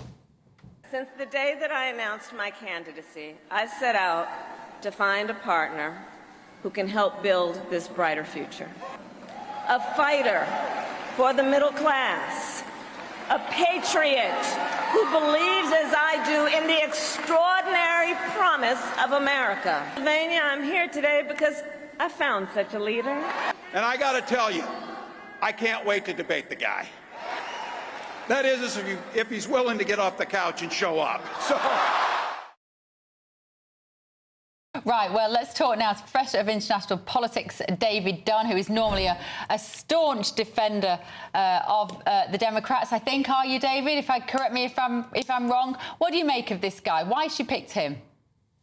Well, I think she's picked him because he is a unity candidate for the party. He unites the party. There was some concern about some of the other candidates, Josh Shapiro, for example, that wouldn't have been as welcome across the base. But she's also picked him because of his energy, his enthusiasm, his humour, and also the fact that actually he represents normal America. That's the theme, in contrast to the weirdness. Just to correct you, by the way, you said Walz calls the Republicans weird. He doesn't. He calls Vance and Trump weird. That's quite a different thing. And what he's doing is saying, we are the normal party. And he's also a candidate who is not harassed. I mean, he is from the Midwest. He's obviously white. He's been a school teacher, member of the National Guard. He's a hunter. He's someone who isn't educated in one of the fancier universities like Vance is for Yale, and therefore he appeals to the crucial swing states in the Midwest area. David, two questions, if you don't mind. How significant and important is the vice presidential candidate alongside Kamala Harris? Do people care? Aren't they only really voting for her or Trump? And secondly, is he really as down-to-earth and ordinary when I gather he signed an executive order requiring state schools in his state to stock period products in the boys' loos in the schools? That's a bit woke, isn't it? It's not very grounded and down-to-earth. So the first question in terms of so what was the first question? I'll come back. How significant does it matter who her candidate, who the vice president is? So normally, the conventional wisdom is that the vice presidential pick doesn't matter. Actually, people vote for the top of the ticket, and essentially, unless you get it wrong, like John McCain did in picking Sarah Palin, where she was seen to detract from the ticket, and indeed some people are speculating that J.D. Vance detracts from Trump's support by picking someone who has clearly some unfortunate media appearances, cat lady comments that have come out from previous interviews. By and large, it isn't regarded as that important. But this time round, this election is fairly unprecedented. There's so many aspects of this race, not least, of course, the sitting president dropping out of the race, that make it very unusual. So perhaps it matters more on this occasion than on other cases. And certainly the momentum that Walz seems to bring to the ticket is seen as important, because effectively what we have is a much more truncated election period. Normally elections in America last for 2 years. This time has been upended by Biden withdrawing. So you've really got 3 months of a campaign. So you've got new energy and new momentum, and having announcements like a new vice presidential candidate, and one that seems to actually have a way with words. When he was the one who actually phrased that idea that Trump and Vance were weird, it adds to the ticket in a way which it wasn't before.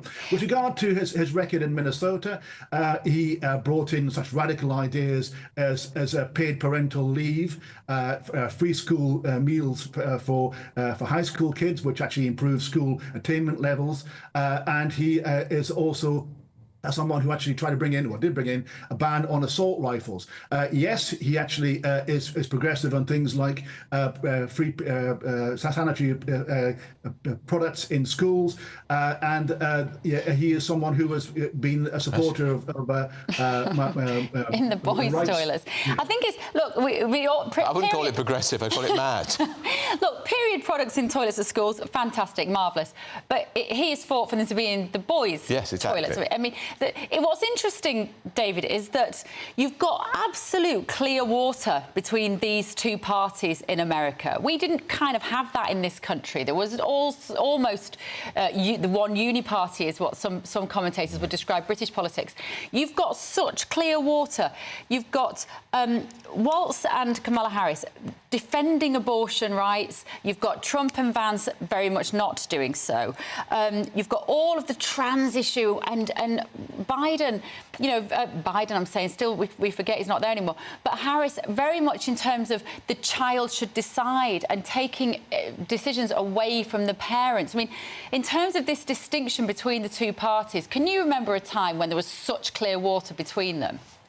I think, yeah, but I think you missed the two vital important points here. You've got one party that actually believes in respecting the results of an election and not denying it.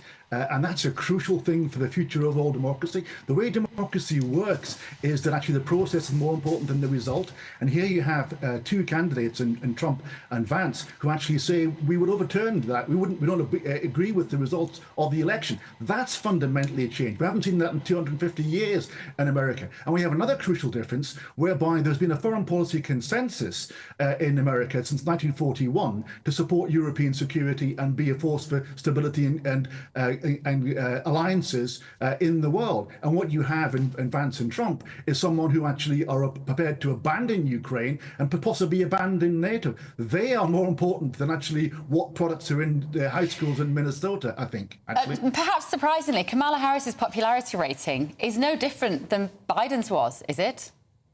Well, what you've seen is that since the debate on the 27th, Biden's popularity plummeted hugely. And states like Minnesota and New York, solid Democratic bastions, were in play. And that's partly why they forced him out, because his numbers were seen as crashing, because he was not seen as a credible candidate who couldn't communicate.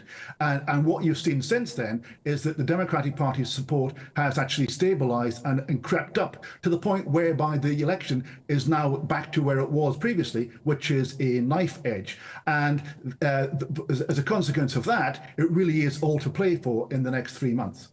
OK. Interesting. Thank you so much, Professor of International Politics at David Dunn there.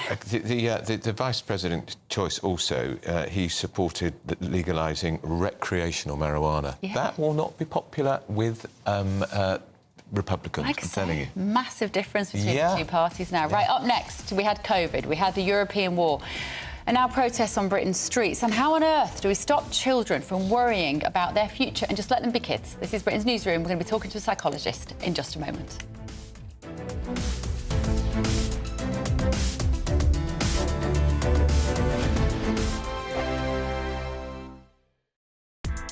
Join me, Nana Akwe, for an informative, interactive news programme with a difference. It's fun. It's true. You're not wrong. No one will be cancelled. Lovely. Join me from 3 p.m. every weekend, only on GB News, Britain's news channel. I'm Christopher Hope. From pop stars to politicians, I'll interview anybody in a pub who's got a political opinion. Join me every Friday on Spotify, Apple Podcasts, YouTube or gbnews.com, or wherever you get your podcasts. This is GB News, the People's Channel. I'm Michael Portillo. This is GB News, the People's Channel, Britain's news channel. This is GB News, Britain's news channel. You'll relate to this one. We've all been there, haven't we? Tensions high in the car as you head off on the latest adventure or holiday during the summer break. Now, with the average family set to spend about 3.5 hours a week together in the car driving on the roads during the holidays, new research has shown that our relationships could be tested to the limit. Yes, figures show that 21% are having arguments for simple things like the driver going the wrong way, which we were saying is not actually very simple. That's very simple. I was going to say that. I'm surprised it's just 21%. Yeah. If I was going the wrong way down the road, you'd know about it. You'd hear from me. A further 20% squabbling over how their partner drives, yes, and 25% admitting to being more prone to rowing when their kids are misbehaving. It's a lot to deal with, isn't it? Fair enough. Well, we're joined now by dating and relationship coach and author Persia Lawson. Good to see you this morning, Persia. What is it about being in a car that just makes things so tense? Well, I think it's probably quite obvious, isn't it? It's the fact that we are in a confined space, we can't go anywhere, and it can just really create so much tension and stress, especially if you and your other half or a family member, whoever you're in the car with, are going through a little bit of a tricky time. And if it's really hot outside, that doesn't help either. So inevitably, it creates a lot of irritation and bickering, I would say, from my experience. And what is it about children? If you add children into the mix, it just makes things very, very difficult, doesn't it? Well, yeah, because there's a lot of, are we there yet? Yeah. Kicking the back seat and just squabbles, kicking the siblings. So adding children into the mix is just going to turn the heat up on that tension. GB News, the People's Channel.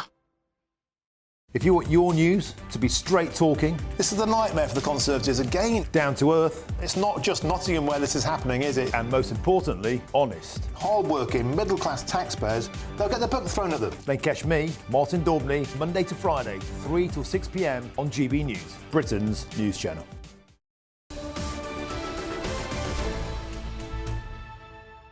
Introduce this one.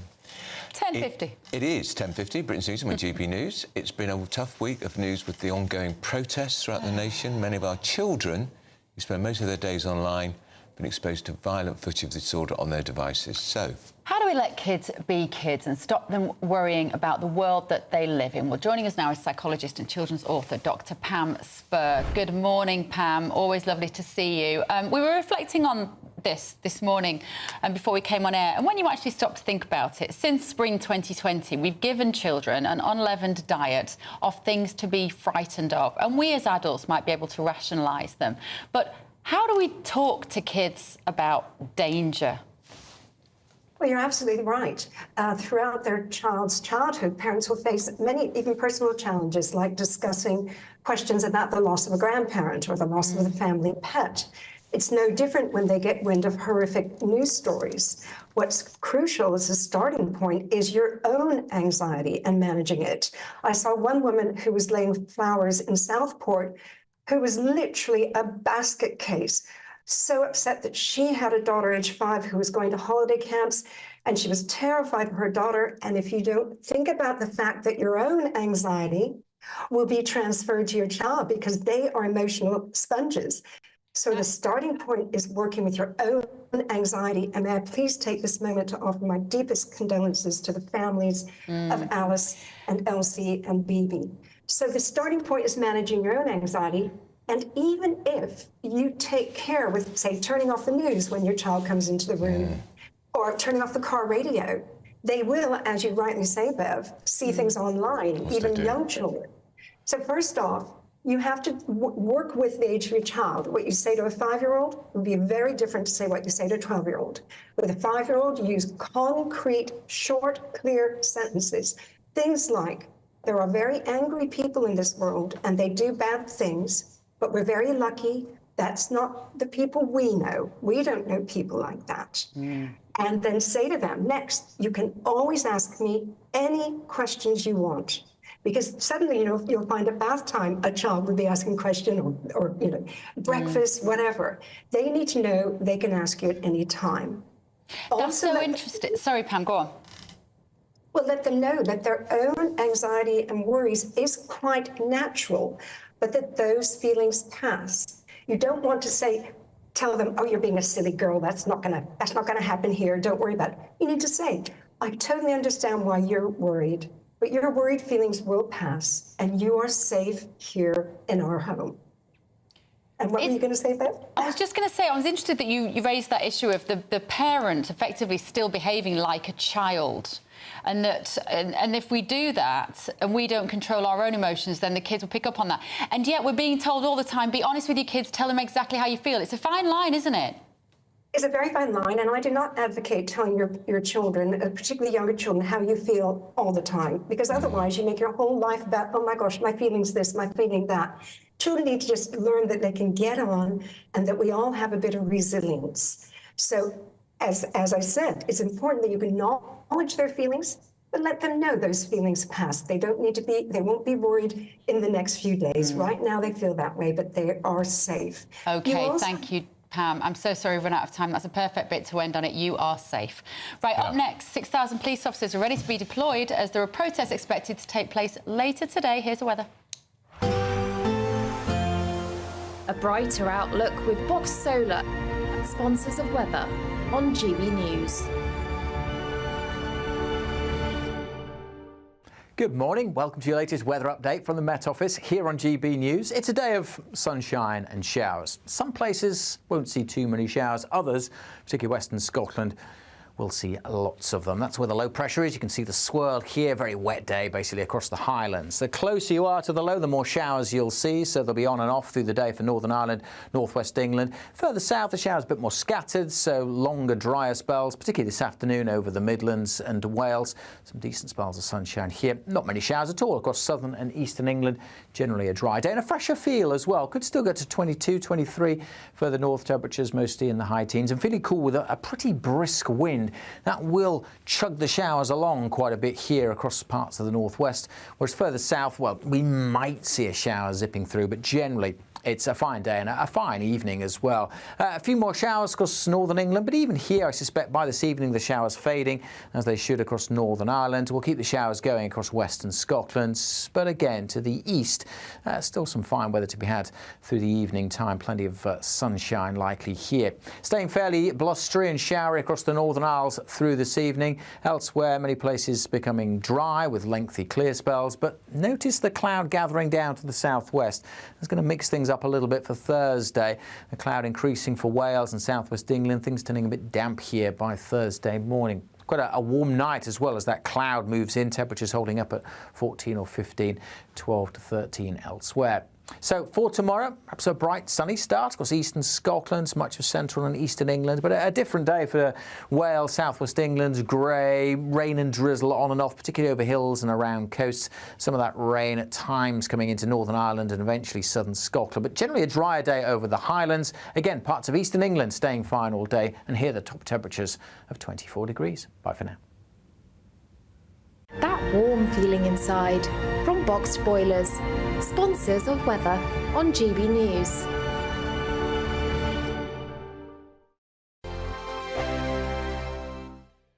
Don't miss out on your chance to win a whopping £30,000 in tax-free cash to spend however you like. It's extra cash that could really make a difference to your coming year.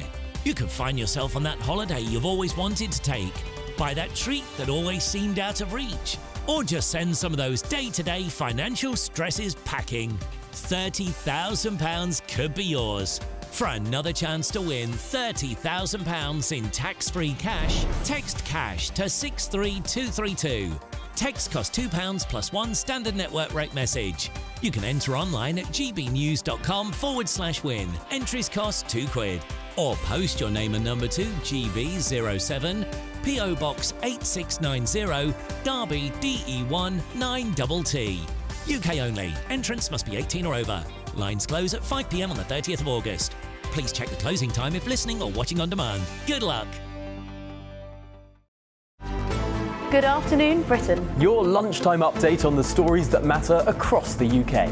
From breaking news and insightful analysis, inspiring stories and lively debates. You're comparing yourself to a former Prime Minister. Which is it? Stay informed, stay updated, stay entertained. I just don't know how anyone would not want to be there. Every weekday from midday. We are Good Afternoon Britain, only on GB News. Britain's news channel. Welcome to State of the Nation, daily plunge into the stories shaping our country. I'm Jacob Rees-Mogg, and Monday to Thursday we bring you the insights, the facts, the truth about how our country is being governed. Because what happens in Downing Street matters down your street. Tune in to State of the Nation every Monday to Thursday, 8 to 9 o'clock. Only on GB News, the People's Channel, Britain's news channel. I'm Patrick Christie's. Every weeknight from 9, I bring you 2 hours of unmissable, explosive debate and headline-grabbing interviews. What impact has that had? We got death threats and the bomb threat and so on. As time passes, she could have said storm. You made my argument for me. My guests and I tackle the issues that really matter with a sharp take on every story. It went everywhere. Something practical could be done. Or I can become something different. Patrick Christie's tonight from 9 p.m. only on GB News, Britain's news channel. Join me, Camilla Tominey, for a frank and honest discussion with those in power that cuts through the spin and gets to the heart of the issues shaping our nation. You haven't confirmed that you want to stand as leader, but you haven't ruled it out either. This report basically says that he's not fit to stand trial. Is he indecisive? Incompetent? I deliver the dose of reality Westminster needs. That's the Camilla Tominey Show at 9:30 every Sunday on GB News, the People's Channel, Britain's news channel.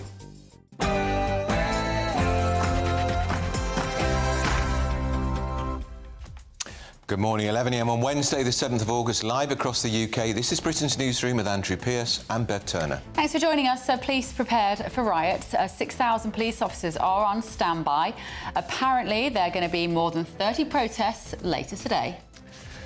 Meanwhile, a new poll by YouGov finds almost half of us think the Prime Minister's handling of this disorder has been poor. And the Southport stabbing inquest into the deaths of the 3 young girls who were all savagely murdered at the Taylor Swift dance class has opened this morning. Jack Carson has more. Yeah, the senior coroner here described the young children as full of life and energy. Today, their inquest was opened and adjourned, and I'll have all of the details. And the Olympic gender boxing row, well, it rumbles on. The Algerian boxer Imani Khalif sailed through to Olympics final. She fights on Friday. How are you going to feel if she wins the gold?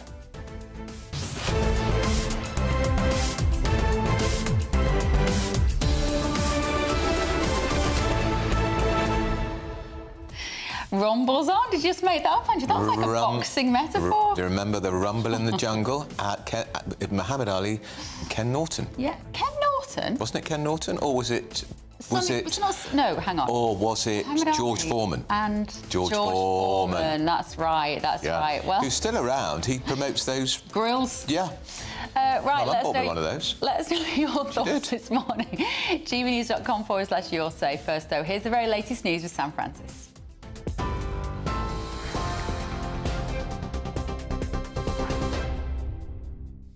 Bev, Andrew, thank you very much and good morning to you. Just coming up to 2 minutes past 11. The top story this hour, inquests have opened into the deaths of the 3 schoolgirls who died in the Southport stabbing spree last week. Bebe King, Alistair Silva Aguirre and Elsie Dot Stankham were killed after an attack at a dance class over a week ago. The coroner told the hearing today it's impossible to articulate the devastating and lifelong effects of what she described as the truly tragic events of last Monday. More on that with our reporter Jack Carson later this hour. Well, the Prime Minister's insisting criminal justice has been robust and swift in the face of ongoing riots in the UK. Following that stabbing last week in Southport, dozens of people have been appearing in court with additional prison spaces opening up. 30 more protests are expected later following those days of disorder. And police are urging anyone to ignore a list of locations which has been shared on social media as possible targets for gatherings. They're telling rioters that officers will be waiting for them. Speaking after another emergency Cobra meeting yesterday, Sir Keir Starmer warned that anyone involved in violence will be dealt with, he says, within a week of arrest. I made it very clear on a number of occasions that those involved will feel the full force of the law. So we coordinated, we went through some of the numbers. Over 400 people now have been arrested, 100 have been charged, some in relation to online activity, and a number of them are already in court. And I'm now expecting substantive sentencing before the end of this week. Sir Keir Starmer. Well, speaking last night, though, the former Home Secretary Priti Patel called for the Labour government to be more accountable. This is why we have to have the questions, the scrutiny to the Home Secretary and to Keir Starmer, because actually the police need to have the tools, the equipment, the backing to police in the right way across all protests. Doesn't matter who, but literally all the protests where we're seeing thuggery, violence, criminality. Everyone that's involved in that, these protests should be policed. I've seen footage on television, I'm sure you have as well. I saw some on social media last night from one part of the country where I saw no police. I want to know why that was. Why was there no police presence? Priti Patel there speaking to Patrick Christie's last night. Well, the riots were sparked by misinformation online following last week's stabbings in Southport. And Shadow Minister for Crime and Policing Matt Vickers told us this morning that he thinks online criminality should be taken just as seriously as offline. Social media operators have to take responsibility for some of the things that are going on. Do you know what? If you allow people to spread misinformation on the scale it's being spread, that has real consequences. We saw the online safety bill come forward. One of the problems with social media is that it moves so fast. Technology moves so fast. But we saw the online safety bill come forward, creating that precedent that these operators will be held to account for what goes on. They do have a responsibility to make sure that misinformation's controlled, is prevented. Turning to news in the US, and Kamala Harris says Tim Walz is the vice president America deserves after officially unveiling him as her running mate at a campaign rally last night. The Democratic presidential nominee says she chose the Minnesota governor because he's a fighter for the middle class and called him a patriot. The former teacher is considered a more progressive choice. Here, a software provider has been provisionally fined just over £6 million for a ransomware attack that disrupted NHS services in 2022. The Information Commissioner's Office found that Advanced Computer Software Group failed to implement measures to protect some 80,000 people's personal information. The attack led to the disruption of critical services and data that included phone numbers and medical records. The government's being urged today to consider banning a popular material used to make kitchen worktops. It's after a reported rise in an incurable disease linked with the manufacture of artificial stone. The first UK case of silicosis linked to the cutting of the material was identified last year, and medics have seen a case rise since. The Royal Mint has opened a factory to remove gold from old computers, TVs and phones, because they say they want to turn it into jewellery and collectibles. The firm plans to extract the metal from 4,000 tonnes of circuit boards each year. It's part of efforts to reduce reliance on mining and to encourage more sustainable practices in the industry. And if you're anything like me, Andrew or Bev, you may have experienced a dip in your mood between the hours of 4 and 8 o'clock. Well, you're not alone. New research suggests we're most in need of a happiness boost in the late afternoon. Nearly a third of people responding to a survey agreed it's the time of day they struggle with the most, where our moods drop to its lowest in the day. But more than 2/5 of those surveyed said laughing with friends and family helps give them a lift. Those are the latest GB News headlines for now. I'm Sam Francis, back with you in just after half an hour. For the very latest GB News direct to your smartphone, sign up to News Alerts by scanning the QR code or go to gbnews.com/alerts.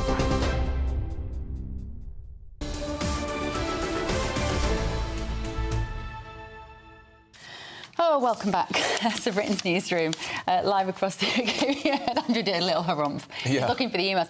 We've had our little biscuit and our cup of tea. So we actually got sent a massive box of biscuits yesterday. We did. We don't know who sent them, but thank you. Thank you very much. And Beverly has eaten most of them. We put a picture on Twitter if you want to see us look at. Honestly, we are so easy to excite. We are. A massive box of biscuits. So thank you if you sent us the biscuits. So Mark's talked to lots of emails coming. Mark says it's great to see the first of these thugs being sentenced today. Patrick says Starmer misses the point. If you don't recognise the problem, you won't find the solution, and that's what we've talked about: alienation, poverty, the problems with social cohesion, and all also, the usual. Boys, teenage boys, young men who have no outlet for their aggression. Yeah. You know, no outlet. We've got so little sports facilities. No, it's also, you know, a lot of these teenagers, they might normally do a bit of sport at school. They're not doing that. It's the summer holidays. They're not burning off any energy. They're sat in their rooms on their phones, and then they're coming out at night for a fight. And they want to they join in. Of course because they do. it's thrilling for them as well, remember. It's follow my leader. They don't necessarily hate each other. Probably some of these teenagers sit next to each other in school. It's toxic. You know, at it's sixth form toxic college. masculinity. They're bored and they've got not much to do. I'm not sure it is toxic masculinity, because I think I have a problem with that, because that particular phrase, I think it gets sort of misquoted a little bit, because I quite like masculinity. Yeah, I get And the that. problem is, I think it's been bastardised as toxic. Yeah, but the trouble is they're using it the wrong way, aren't they? It's not. There are no girls in these protests, are there? That's right. And masculinity is good. We shouldn't think of it as being toxic. And I think we've suppressed masculinity, so that we've got all these boys that we're forced to sit down and read books and write essays all day, and they need to be out there punching, you know, punch bags and hanging out of trees, and, you know, not punching each other. Anyway, sorry, can you tell I'm a bit wound up about it? Yeah. Gary said, I voted for Brexit, but I can see myself moving abroad now. Hamza Yousaf was saying that he's going to move abroad now because of Islamophobia. Do you That's know the former Scottish First Minister. Bye-bye then. Should we pack his bags for him to make sure he goes? I might say that. Alice said, sort out the rioters with water cannons. You said that. Well, I said that. Why not? It's an option. They do it in the continent. And in terms of children being so anxious about everything, we're talking to the psychologist. Virginia says the only way to let kids be kids is to ban the internet and social media until they're 18. Oh, how do you do that, though? How do you do that? You know, that's a nightmare for a parent. That's a nightmare Really for a school. Although I was talking to somebody the other day, they said when their daughter is 12, they're getting a phone, but it won't have access to the internet. Yeah, well, yeah, good luck. Unfortunately, the problem is peer pressure kicks in and everyone else has it, so it's not easy. Right, now, let's move on. Remember those scenes in Birmingham this week? This was the pub in Birmingham. We're seeing it here, the Clumsy Swan. We know now that the superintendent of that area was told by the Muslim leaders, it's fine, I know what my boys are going to be like, it's fine. Yeah, but he didn't tell us who the community leaders were either, did he? No. But this is what Superintendent Emlyn Richards said after those scenes in Birmingham, which frankly were shocking, not least because the police didn't go there and didn't bother to follow it up the next day. We knew that there was going to be a large amount of people out on that counter-protest. We knew who the vast majority of those people were. We'd had conversations in terms of what that was likely to look like, and so our policing response was commensurate to that intelligence and the information that we'd held with our partners and communities prior to that event taking place.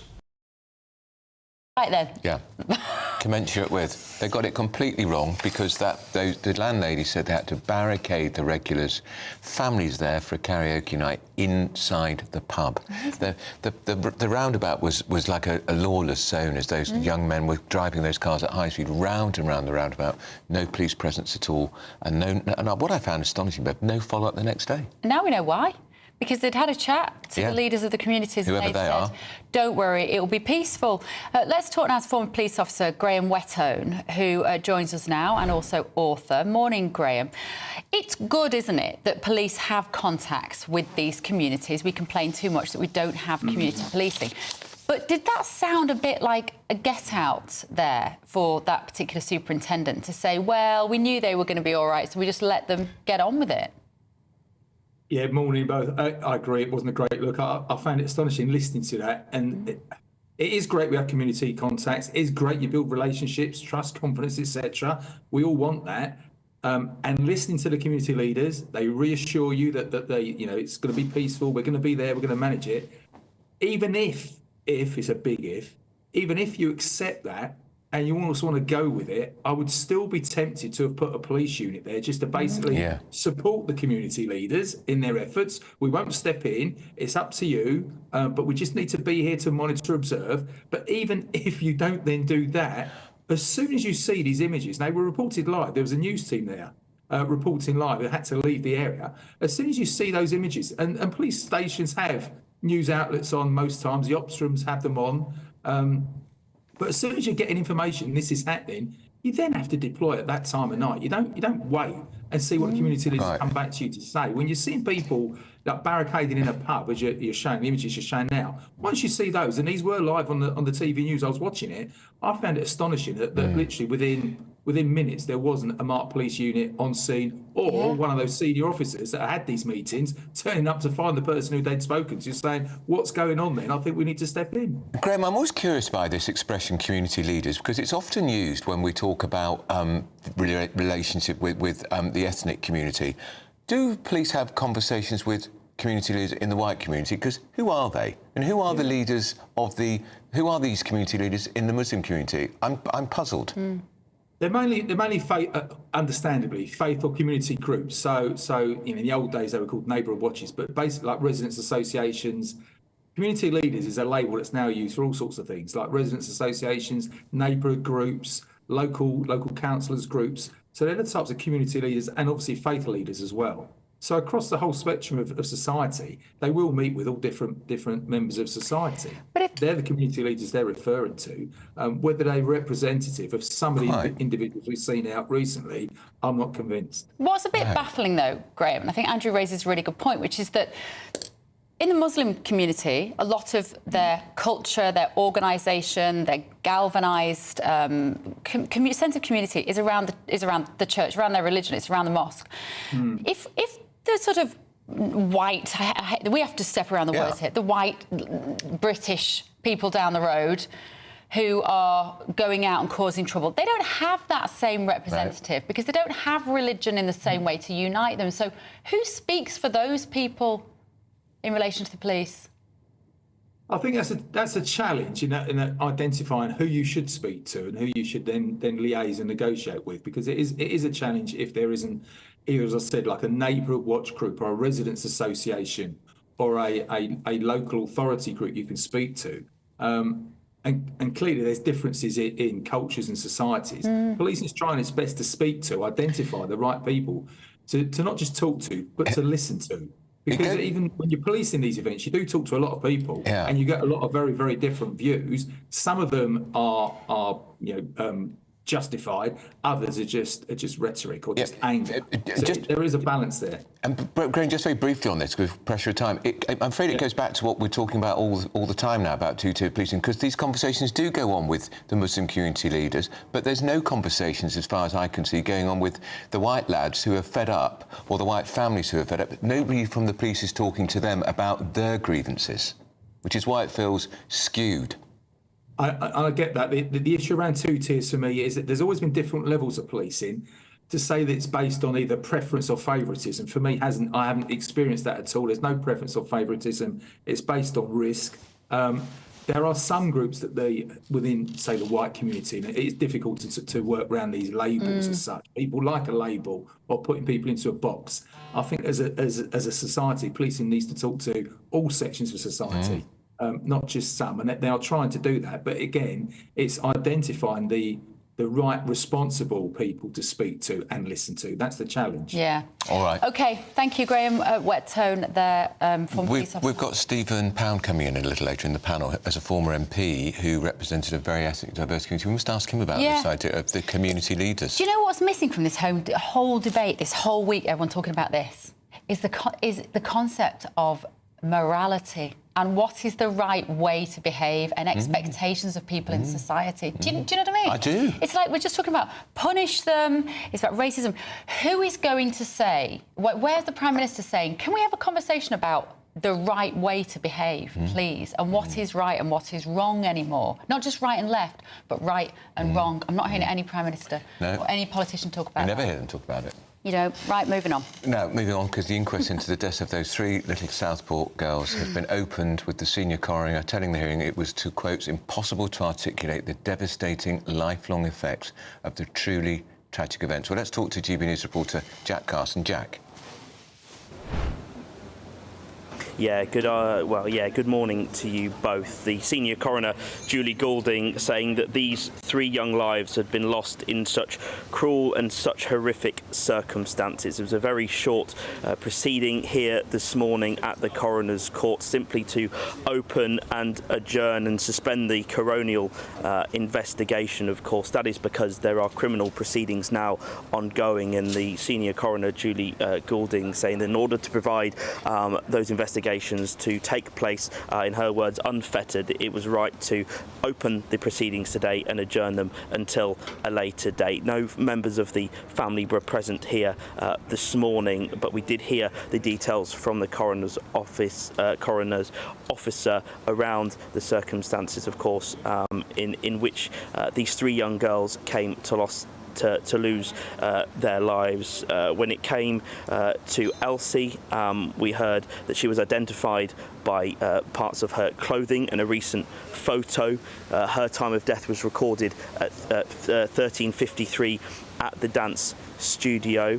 When it came, of course, to BB, she was pronounced dead at 13:03 hours. Now, the address of her, the pronunciation of her death was just further up the street from that dance studio. And Alice, of course, who had a vigil just yesterday in Southport, remembering her life, she was pronounced dead at Alderhay Children's Hospital at 1:20 in the morning and identified by her father. You read out some of the comments there that the senior coroner had said. She said that it was impossible to adequately articulate the devastating lifelong effects that the truly tragic events of last Monday will, of course, have had. She described the 3 young children who lost their lives as full of life and energy. She said that they would be missed beyond any description that she said my woefully inadequate words may attempt to describe. She offered her deepest condolences to all of the parents, the families, and, of course, the friends. And within these proceedings, she ended by registering the death certificates, of course, of those 3 young girls and releasing them officially in order for them to be buried and have their funerals. Of course, we know that the funeral of Alice is set to take place this Sunday as well, and so the coroner very simply and very quickly opening and suspending these hearings here at the coroner's court today. All right, that's Jack Carson. Thank you very much with that very sad moment in that family's history. Extraordinary. And, of course, there will be a full inquest at some later date, which will be even more painful for them. Just that mum's head on his shoulder. Yeah. But how lovely, again, that community has come together again, Bev, and there was that lovely... there were balloons and the children were there. I mean, that is the community's response to these terrible disturbances we've seen up and down the country. There's Mum leaning on her husband's shoulder, and she has to keep going because she's got other children. Too much. Up next, find out what the 1.2 million people may be forced to do as family doctors take industrial action. I thought all this was going to stop when we got a Labour government. This is Britain's Newsroom on GB News.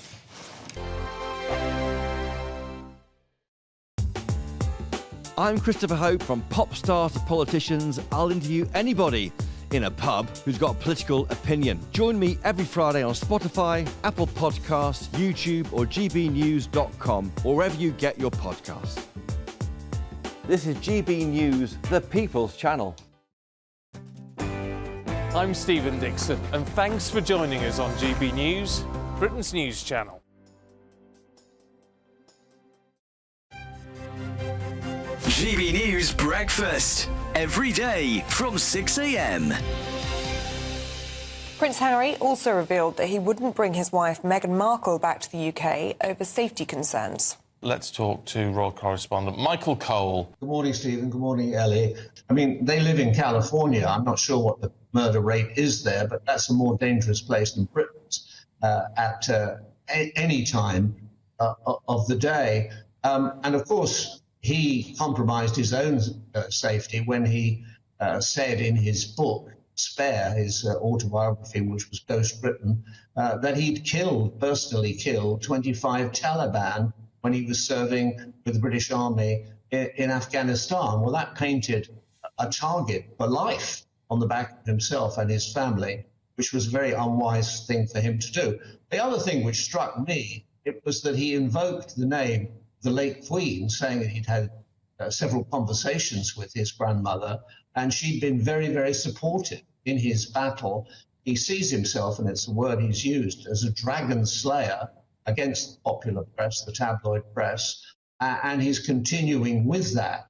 Of course, his brother, Prince William, has settled, but also in the programme was Hugh Grant. Now, Hugh Grant also has settled, as indeed did I, when I received an apology from News Group.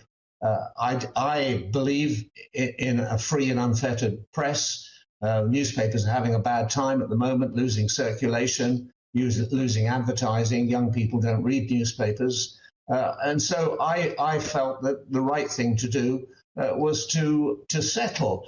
I didn't want to take punitive action against newspapers. GB News, the People's Channel. We're proud to be GB News, the People's Channel. And as you know, we always love to hear your views. Now, there's a new way of getting in touch with us at gbnews.com/yoursay. By commenting, you can be part of a live conversation and join our GB News community. You can even talk to me, Bev Turner, or any of the members of the GB News family. I'm Arlene Foster on GB News, Britain's news channel.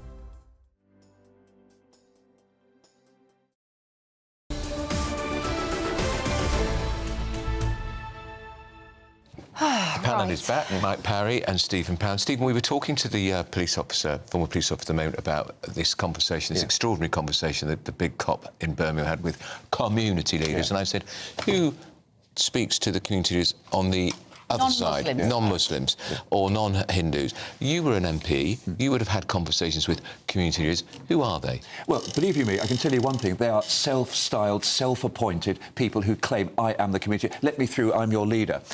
It's an absolute nonsense because there is no validity and stability there. There's no actual justification. I would consider myself to have been a community leader because I was an elected member of Parliament. I think you can say that. Community leaders, originally, they were imams in mosques or they were priests in sort of local churches. And you can say that maybe that's a community leader. But what's ridiculous about this is the naivety of this police officer being told by saying, oh, no, there's not going to be any trouble. Well, thank you very much indeed. I'll stand my troops down. You know, look, I'm sorry. The minute you actually think, this is the old tick boxing thing. You say, who have you spoken to? Oh, I've spoken to the community. Who did you speak to in the community? What you need to, if you want to speak to people, you have to have a big meeting to talk to a lot of people, or you have to talk to people who really do speak for the community. And they are not people who go around with a little badge saying, I'm a community leader. No. This is naivety, stupidity, and it does nobody any good. And I think it's happening everywhere. All those people on the streets don't want to be represented by a community leader because a lot of them have motives for being there which are nothing to do with the community. They're just thugs. They might be drunk, they might have taken drugs. Oh, what a nice day for a punch-up. It's summer. These only ever happen in summer. They don't happen in winter, of course. OK, a nice night out, going and wrecking other people's property. But, you know, in defence of the Muslim community here, they are very well organised, and it is partly because they have these characters who will push themselves forward and say, I am in charge of you lads. And it is a bit like you said, the old-fashioned British way of life, where you might have had the local Bobby on the beat who knew all the teenagers, or the priest at the local church, or the vicar, or whatever. Somehow, we should be trying to emulate that. When I say we, non-Muslims should be saying, right, who are our local youth leaders? Because you've got this fabric. You've got mums who struggle with teenage boys. Who do they turn to? But, Bev, to develop your point, it doesn't seem to have much effect. If the community leader comes forward and says, right, I'm in charge and I'll keep everybody under control, and then they go and smash up a pub. Yeah, fair dues. And you notice they just go and smash everything up. This is something, when I was working with Hazel Beers in the Home Office, we used to have a real difficulty trying to actually talk to Muslim leaders because there is no hierarchy there. It's not like you've got a Muslim equivalent of the Pope or the Archbishop. So you don't just go to the imam in the local mosque? Yeah, but each single imam speaks for a small group of people. There is no way you can talk collectively to a group of people in the hierarchical way that we're used to speaking to. Let's talk about pensions, because a fascinating story buried in the Daily Telegraph, which if you're struggling with your pension, your private sector pension, this is going to make your head spin, I think. It's going to make your head spin. Public sector pensions 4 times better than a private pension, OK? So a private sector worker... MP. MP. Exactly. No wonder he's smiling. Exactly. Gold-plated pension, OK, which is coming out of, my hard-earned money for the last 50 years. I have to say I'm grateful. You're very grateful. A private sector worker could expect an annual pension of £7,068 a year, the equivalent of around 20% of the final salary. The generous public sector schemes, a civil servant earning the same amount of money would retire on £25,084 a year. Nearly 4 times what the private sector are getting. It's an absolute rip-off. Did you know that the size of the public sector pension debt in this country, that's what we owe to everybody in the public sector, you have to pay it all back, is bigger than the entire British economy and runs into nearly £3 trillion. It is an absolute outrage. OK, two factors. Firstly, if you actually looked at those statistics, it's a big if. That's predicated on somebody starting work, retiring at the age of 68 and earning a fairly high salary. Well, a lot of people do, because it's a job for life in the civil service. Nobody gets sacked in the civil service, Stephen. Don't forget, traditionally, civil service used to be you got fairly low paid, but you had job security. And I think it's pension. It's living. But look, back in I think it was the year 2000, Tony Blair decided to stop the non-contributory pension scheme that MP said. Amazingly, I couldn't believe it. When I came into Parliament, I was told your pension will go up and you don't have to pay anything towards it. Sorry to interrupt you, but we just want to bring you a bit of breaking news. It is what we've been talking about all morning. The Met Police Commissioner Mark Rowley has made a statement about the two-tier policing. He said it is complete nonsense as an allegation. He said they are putting officers at risk. I presume he means that saying that are putting officers at risk. I think there's a little bit more to that statement. Let me just read it to you. They're putting officers at risk by suggesting that any of those officers are going out with any intent other than to operate without fear or favour in protecting communities. He said it had been a positive and constructive meeting. I presume that was yesterday. This is the one where he smashed the microphone out of the journalist's hand for asking about two-tier policing. And our collective response... Imagine if he'd have done that to somebody from Black Lives Matter. Hang on. Absolute... He goes on to say, our collective response to hateful behaviour and violent disorder across this country. Didn't happen in Birmingham, did it? No. It didn't happen. It was a whole group of people driving round and round the roundabout, waving flags and chanting. Intimidating people, trying to break into a pub, beating up people outside the pub. People in this country barricading themselves inside a pub. And journalists are pursued by gangs, and they're doing their job. Blinding behind her. Yes, absolutely. Threatening a journalist live on air. This is the most senior police copper in Britain, and he's woefully out of touch. He's woefully out of touch. For him to say, it threatens my officers... What do you mean it threatens your officers? If you say there's two-tier policing, people might get a bit angry. Well, don't have two-tier policing. Go back to the pensions, because we can talk about some uproad a bit more. Sure. So, Stephen, of course, he's, of course, trying to defend it. Oh, Stephen's saying it's a model. It's not a model. Millions of people... Hang on, Stephen. Millions of people actually draw this money to this day, and the debt is larger than the size of the British economy. Shocking. Every time somebody... Look, the public sector expanded, didn't it, under the last government, the last Tory government, massive. 600,000, I think, extra people. For every one of those 600,000, you're not just paying them to do a non-job, you're paying them for life in a pension fund. It's an outrage. And I have to say, civil servants on that calculation includes the police officers, includes the armed forces, includes prison officers. So this is not just bone idle civil servants. Are you saying civil servants are bone idle? No, I'm saying interesting. Do you remember Margaret Thatcher's thing about how many people work in the civil service? Yeah, not enough. No, she said about half of them. Yeah, well, I think is that many? Well, that's very generous of her. And so many of them work from home too. Yes, that's absolutely. I mean, the figures here are just outrageous. Defined benefit schemes pay a proportion of workers' salary in retirement, usually rising annually with inflation. Fantasy figures. But doesn't... In the private sector, you have to do it all yourself, but the public sector, it's all done for you. You're given loads of money for doing nothing. I think I'm right in saying that about 1/3 of your council tax bill now, and you will know about these things, Stephen, about 1/3 of your council tax bill now is paying the pensions of the people who work at the town hall. Absolute nonsense. The majority of your council tax bill nowadays goes to pay for adult and children's social services. As simple as that. It's a tiny percentage. But you talk about this figure, you throw these trillions around. Yeah. On yesterday, we had sort of bounce back Tuesday. If you remember, we had the huge global recession on Monday. Well, actually, 4 times that amount of money was actually wiped off the value of stocks. When you actually talk about money at that level, it is not like money that's in your pocket and my pocket. Oh, it is in Mike's. It is in Mike's, yes. Right, we've got to move on. Gentlemen, I'm so sorry. We could always have longer with you, Mike and Stephen. Here's Sam with the headlines.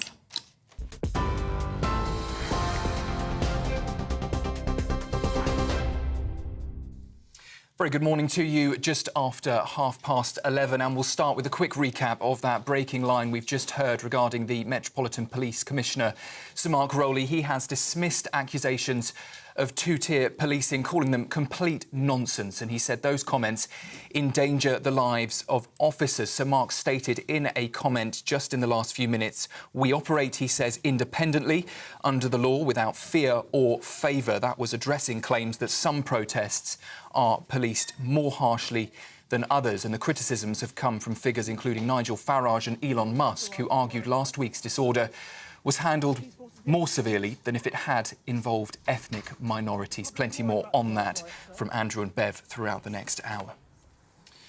Well, a coroner has paid tribute to the victims of what she's described as the truly tragic events in Southport last week as she opened an inquest into the deaths of 3 girls.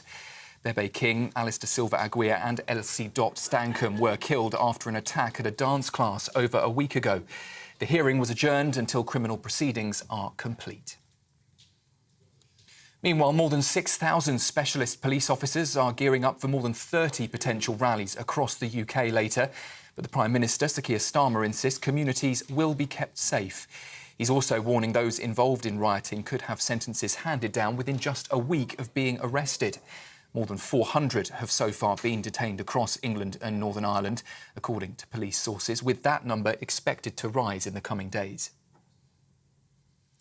A software firm has been told it faces a £6 million fine for failing to prevent a cyber attack that disrupted NHS services. The data watchdog says the Advanced Computer Software Group didn't protect the personal information of more than 80,000 people, which was held to ransom in 2022.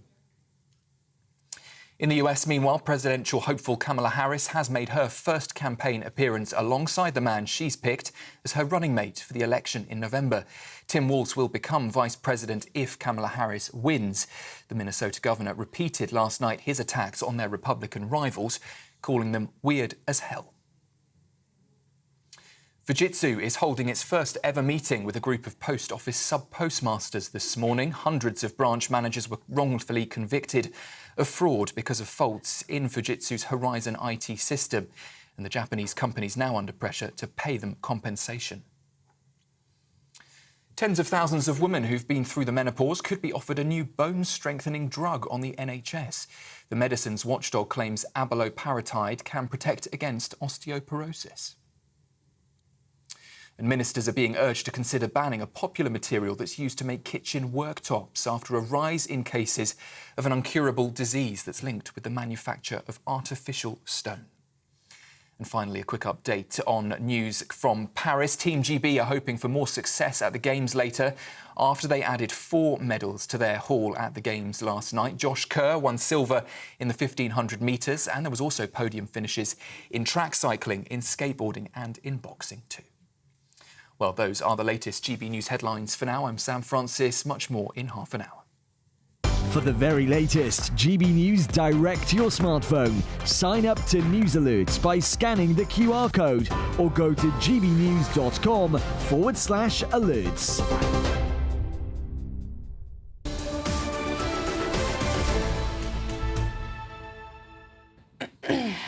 Up at noon, good afternoon, Britain. It's Emily and Patrick this week. Look how happy they look too. Yes, he got more of a suntan. I did. Oh, well, I'm half Greek, so I only have to go outside for 10 minutes and I get a tan. Very nice. You do indeed. I don't know much of my time today, which is good. Oh, yes, nice colour blocking there. Is this the first time you've been back on telly since your honeymoon? Together? Yeah. It's only been a few days. And you still like each other, despite being married for at least... I think so. Bev is unreasonably shocked that we might still like each other. I'm cynical. Yeah. How many weeks have you been married? 5, maybe? 5. Yeah, but another 45 It's our 5-week anniversary there. Oh. It's very professional, is it? Not really, especially given what's going on in the country at the moment. I mean, given what's going on in this country. Of course, we now hearing 6,000 police on standby ahead of these potentially 30 protests and counter-protests that could erupt into violence, hoping that perhaps it might be a damp squib this evening, that people may, in light of all the police response that's ramped up, decide, actually, we're not going to go out there and act like absolute barbarians. Fingers crossed for that, but we'll be keeping an eye on everything. Just hearing from Mark Rowley, denying accusations of two-tier policing. The government is saying exactly the same thing. It'd be better to say nothing.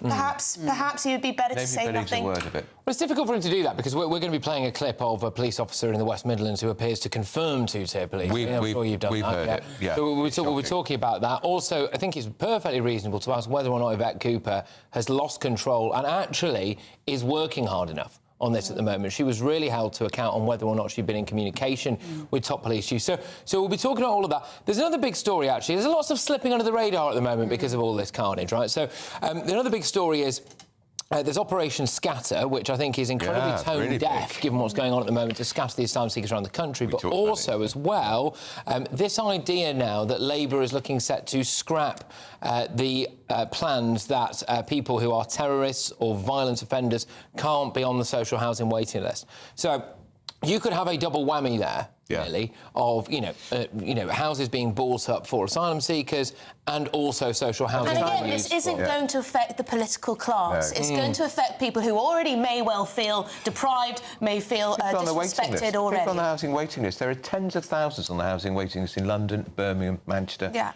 And it's the timing of this. They are tone deaf, this government. And also, already. Andrew, the pensioners, hearing that millions of pensioners may well have their bills on their energy rise a lot.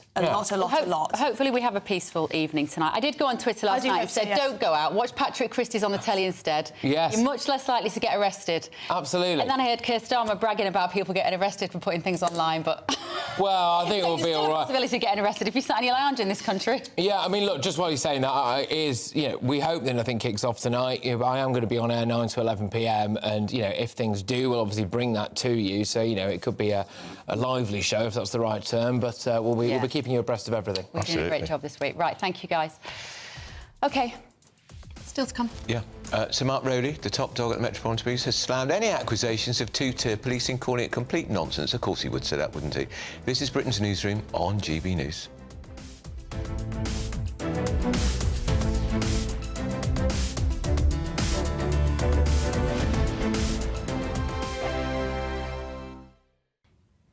Hello, welcome to your latest weather update from the Met Office here on GB News. Quite a lot of cloud around today, but some sunny spells. A fair few showers, mostly in the west, and a cool breeze, and quite windy, actually, across northwestern areas. Thanks to this area of low pressure, bringing plenty of showers. Been a wet start to the day across western Scotland. The rain will be a bit more sporadic this afternoon, more on and off, and there will be some brighter spells, but plenty of showers packing in across Scotland, through northern England, Wales, and into the Midlands. Much of the east will stay dry, but we'll see a bit more cloud coming in here through the afternoon. Some sunny spells for Northern Ireland and Wales during the middle part of the afternoon. It's a cooler feel, particularly in the east. Temperatures close to average, actually. Low 20s across the south. In the high teens further north. And feeling cooler because of the gusty wind and the showers, which will continue to drift in on that gusty wind over the Highlands and the Western Isles well into this evening. The showers should ease across northeastern parts of Scotland, so some sunny spells here.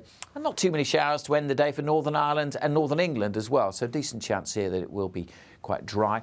There's that cloudier zone working in through the day over the Midlands and eastern areas, and further south and west brightening up for a time, but here then later on more cloud will start to move in through the evening and particularly overnight, bringing rain and drizzle by the time we get to tomorrow morning. Elsewhere, many places will become dry through the night. The winds will ease a little across northwest Scotland, but still quite a breezy night, and temperatures dropping down to 13 or 14 for England and Wales, 11 or 12 across central and northern Scotland. Tomorrow's going to be a pretty drab day for Wales, southwest England, Northern Ireland. Lots of cloud, rain and drizzle, and that rain and drizzle will gradually spread into southern Scotland, eventually over northern England and eventually into the east as well, though again, many places here will stay dry. Temperatures are generally still up into the 20s, feeling quite warm and quite humid though for much of tomorrow.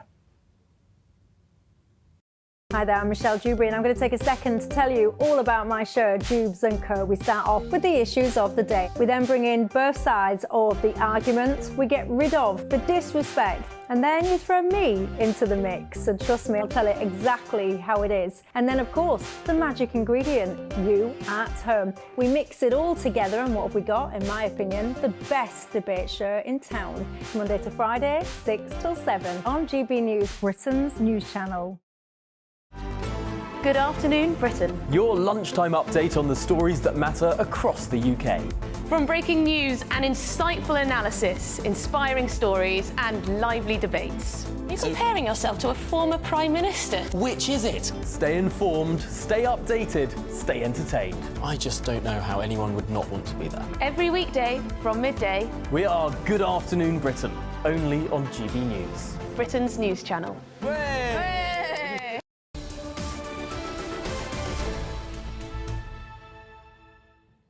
This is Britain's Newsroom on GB News with me, Bev Turner, and Andrew Pearce. So we're recapping that breaking news. The boss of the Metropolitan Police, this is the most senior police officer in the whole of the country, Samart Rowley, has dismissed accusations of two-tier policing as complete nonsense. This is the Samart Rowley, by the way, who pushed the microphone out of a journalist's hand when he asked that question.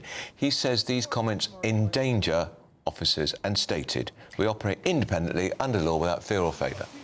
He's addressed claims that some protests are policed more harshly than others. Let us know what you think. Yeah, and send your views and post your comments by visiting gbnews.com/you'll say. So and I know this will be a story that will carry on into... And in a way, this like two-tier policing, I don't even like the phrase. It's more like preferential policing, isn't it? Or discriminatory policing. Well, it was Suella Braverman coined the phrase, didn't she? Yeah, in a way. It doesn't make sense, though, does it, really? But I think it'll stick around now because Keir Starmer rhymes with...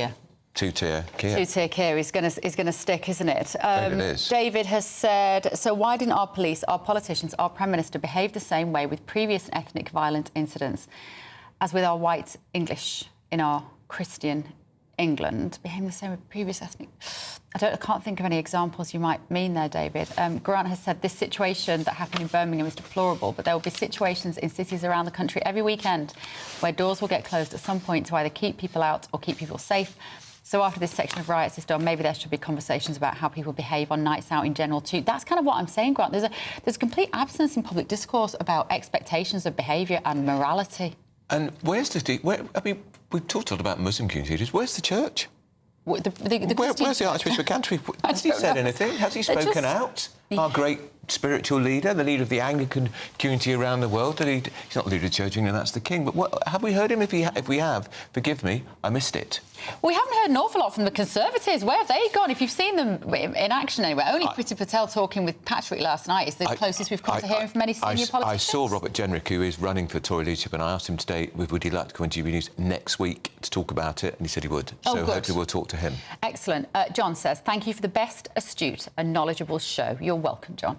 It begs a question, doesn't it? Who is in control of policing in Birmingham following your interview with the superintendent? This is a major cause of concern to many reasonable people, not so-called far right. And those words from that superintendent are jaw-dropping, actually. We went and talked to the community leaders. We got reassurances from them. Absolutely everything's fine. And even when the violence was carried out in that pub, nothing from that same police leader. Eric says, why are the government not banning public gatherings, which will inevitably lead to civil disobedience and riot with serious consequences? We don't live in that country, No, Eric, and the things, if you go down that route, that means public protest, public demonstration. It's a key part of our way of life. It has to be allowed, but we've just got to try to ensure it's peaceful, because most demonstrations in this country are peaceful. And every Saturday, in this great capital city of ours. We have to put up with those pro-Palestinian marchers. I defend their right to do it, but it drives me nuts. They've made their point, but they do it every Saturday. It's hugely disruptive for the city. It's very bad for traders and businesses, and it's very bad if you're Jewish, because Jewish people don't feel safe. And I remind you, there was that big patriotic gathering in central London. Was it last week or the week before? And a certain Mr. Tommy Robinson was there, and I know he's very divisive on this topic, but that was a peaceful event. It was lovely. I mean, there was just flags and gospel singers and little old ladies knitting and eating drinking tea out of flasks. And that was... And don't forget, we've had gospel singers driven off the streets by the police. And that was depicted by some of the media as a far-right protest. We've got to distinguish between people who just believe in this country and values and want to celebrate that and keep that alive, and people who go out chucking bricks at police officers. Very, very different. Now up next, that Algerian boxer, we can't get away from Kami. Imani Khalif rumbles on, the row rumbles on, rumble in the jungle, remember it? She's through to the Olympic final. She's the one at the centre of the gender row. How are you going to feel if she wins a gold medal? Because my money is on she's going to. This is Britain's Newsroom on GB News.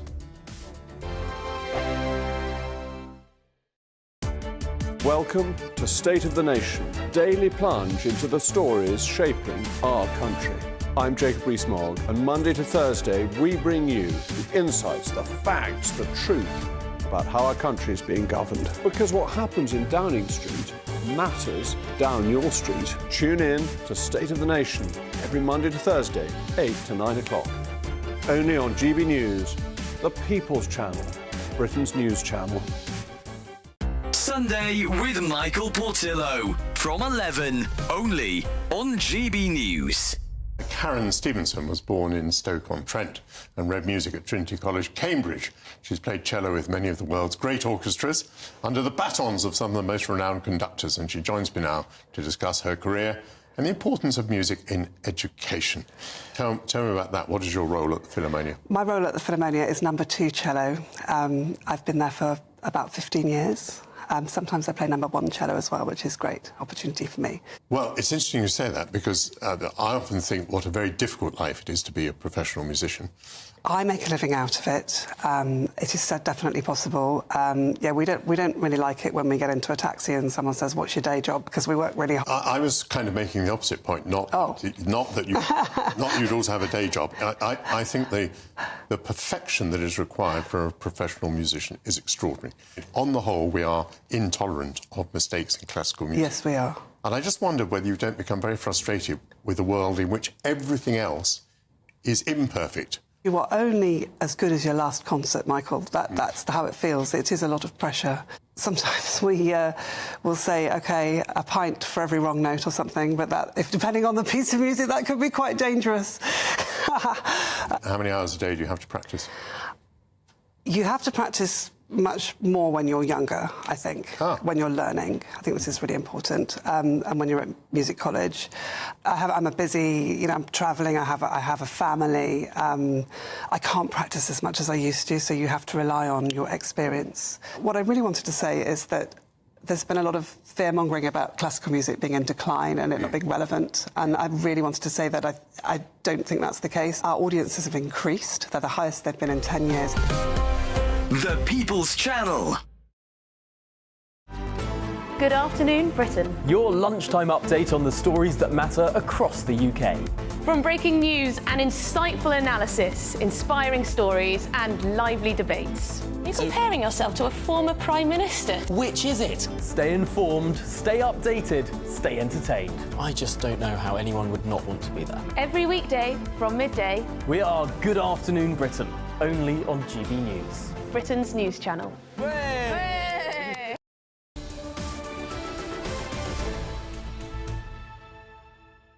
So, to be fair to the Archbishop of Canterbury, which I know I often am not, he has in fact spoken out. He gave an interview to another station, not this one obviously, where he talked about the fact the riots are not, in his view, English or British. He did not talk about morality or Christianity at all, as far as I'm aware. He talks about the appalling manipulation of people on social media. Well, appalling manipulation. We talk about the individual action being responsible for what they do. Yeah. How about that? Yeah. Social deprivation does not in any way justify the violence. I agree with that. Yeah, but also he's not. But why doesn't he talk more about the fact that some of the social deprivation is a trigger? Everyone needs to gain from being British, she said, one of the 7 richest countries on earth. Right, so we're talking Imani Khalif, who's at the centre of the gender house. She's now through to the women's boxing final against China's Yang Liu. And if she wins that bout, she's an Olympic gold medalist. That fight is tomorrow. Interesting. So joining us now is Lottie Moore, a gender-critical policy researcher. Good morning, Lottie. OK, so we do have to talk a little bit about the biology in this situation, don't we, to understand this? These aren't trans women. These aren't... They weren't necessarily born male, but they have XY chromosomes. Just talk to us about that. Yeah, so there's a minority of people are born with disorders of sexual development where it's not entirely clear from their genitalia what sex they are. But everyone has XX and XY chromosomes. Kelly and Yuting, who are 2 male boxers who are competing in the female boxing Olympics this time, are both male. They have male chromosomes. And so what we've seen is it's not exactly a plot twist. We spoke on Saturday, Andrew, and it's not exactly a surprise that now Khalif is through to the final, and he's already guaranteed a silver medal. And Yuting, who's in the featherweight final tomorrow, is already guaranteed a bronze medal. It's not a surprise that they've won.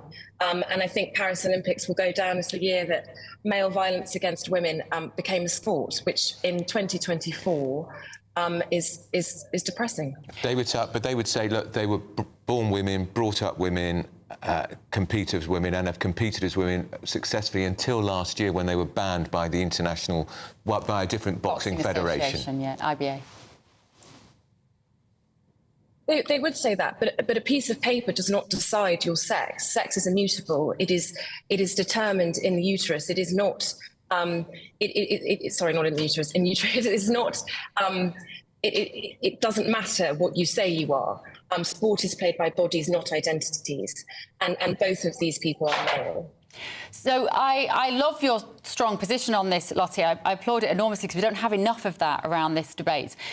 Is it that partly the cultures they were born into, because their genitalia may appear female, even though they have undescended male testicles, they have been brought up as girls because it's a very tricky conversation to have and it's a very difficult situation to manage. And so there is some sympathy for them because they have only ever known the life of a girl. I think that's right. And I think we need to be really clear that it's not really it's not the fault of them. It's the rules that should never have allowed them to compete. And so the blame is really with the International Olympic Committee.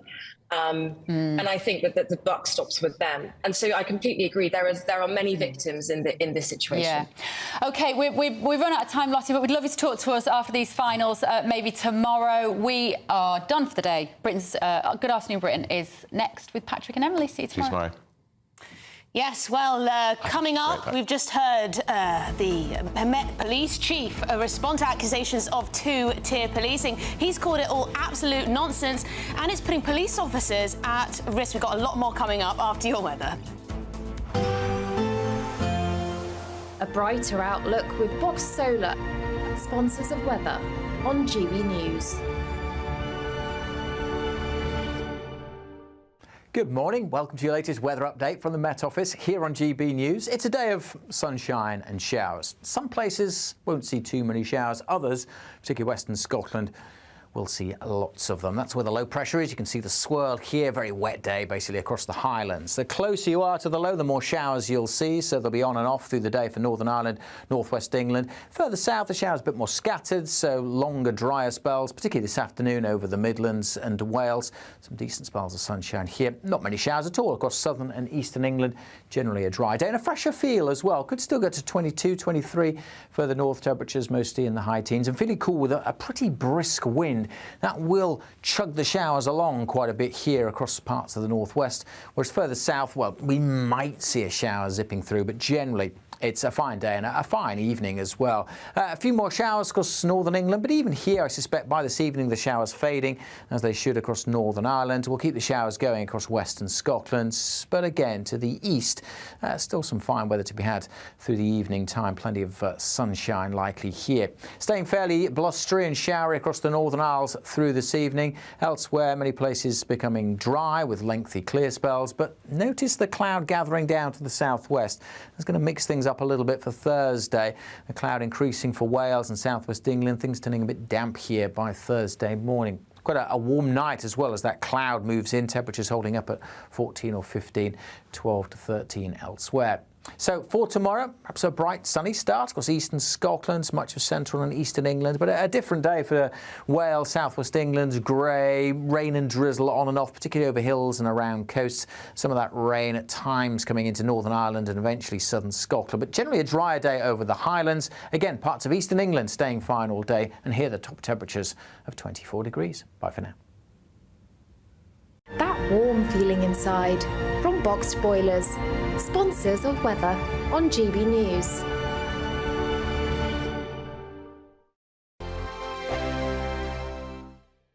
We could be calling you with the news that you've won our latest Great British giveaway, an incredible £30,000 in tax-free cash. David from Kent was our last big winner. Listen to what he had to say about getting that winning call. Hi, I'm David from Kent and I won £15,000 and it couldn't have come at a better time. I was gobsmacked. What have you got to lose for what it costs? In fact, I've done it again this week, so I'd recommend it to anybody. For another chance to win £30,000 in tax-free cash, text CASH to 63232. Text costs £2 plus one standard network rate message. You can enter online at gbnews.com/win.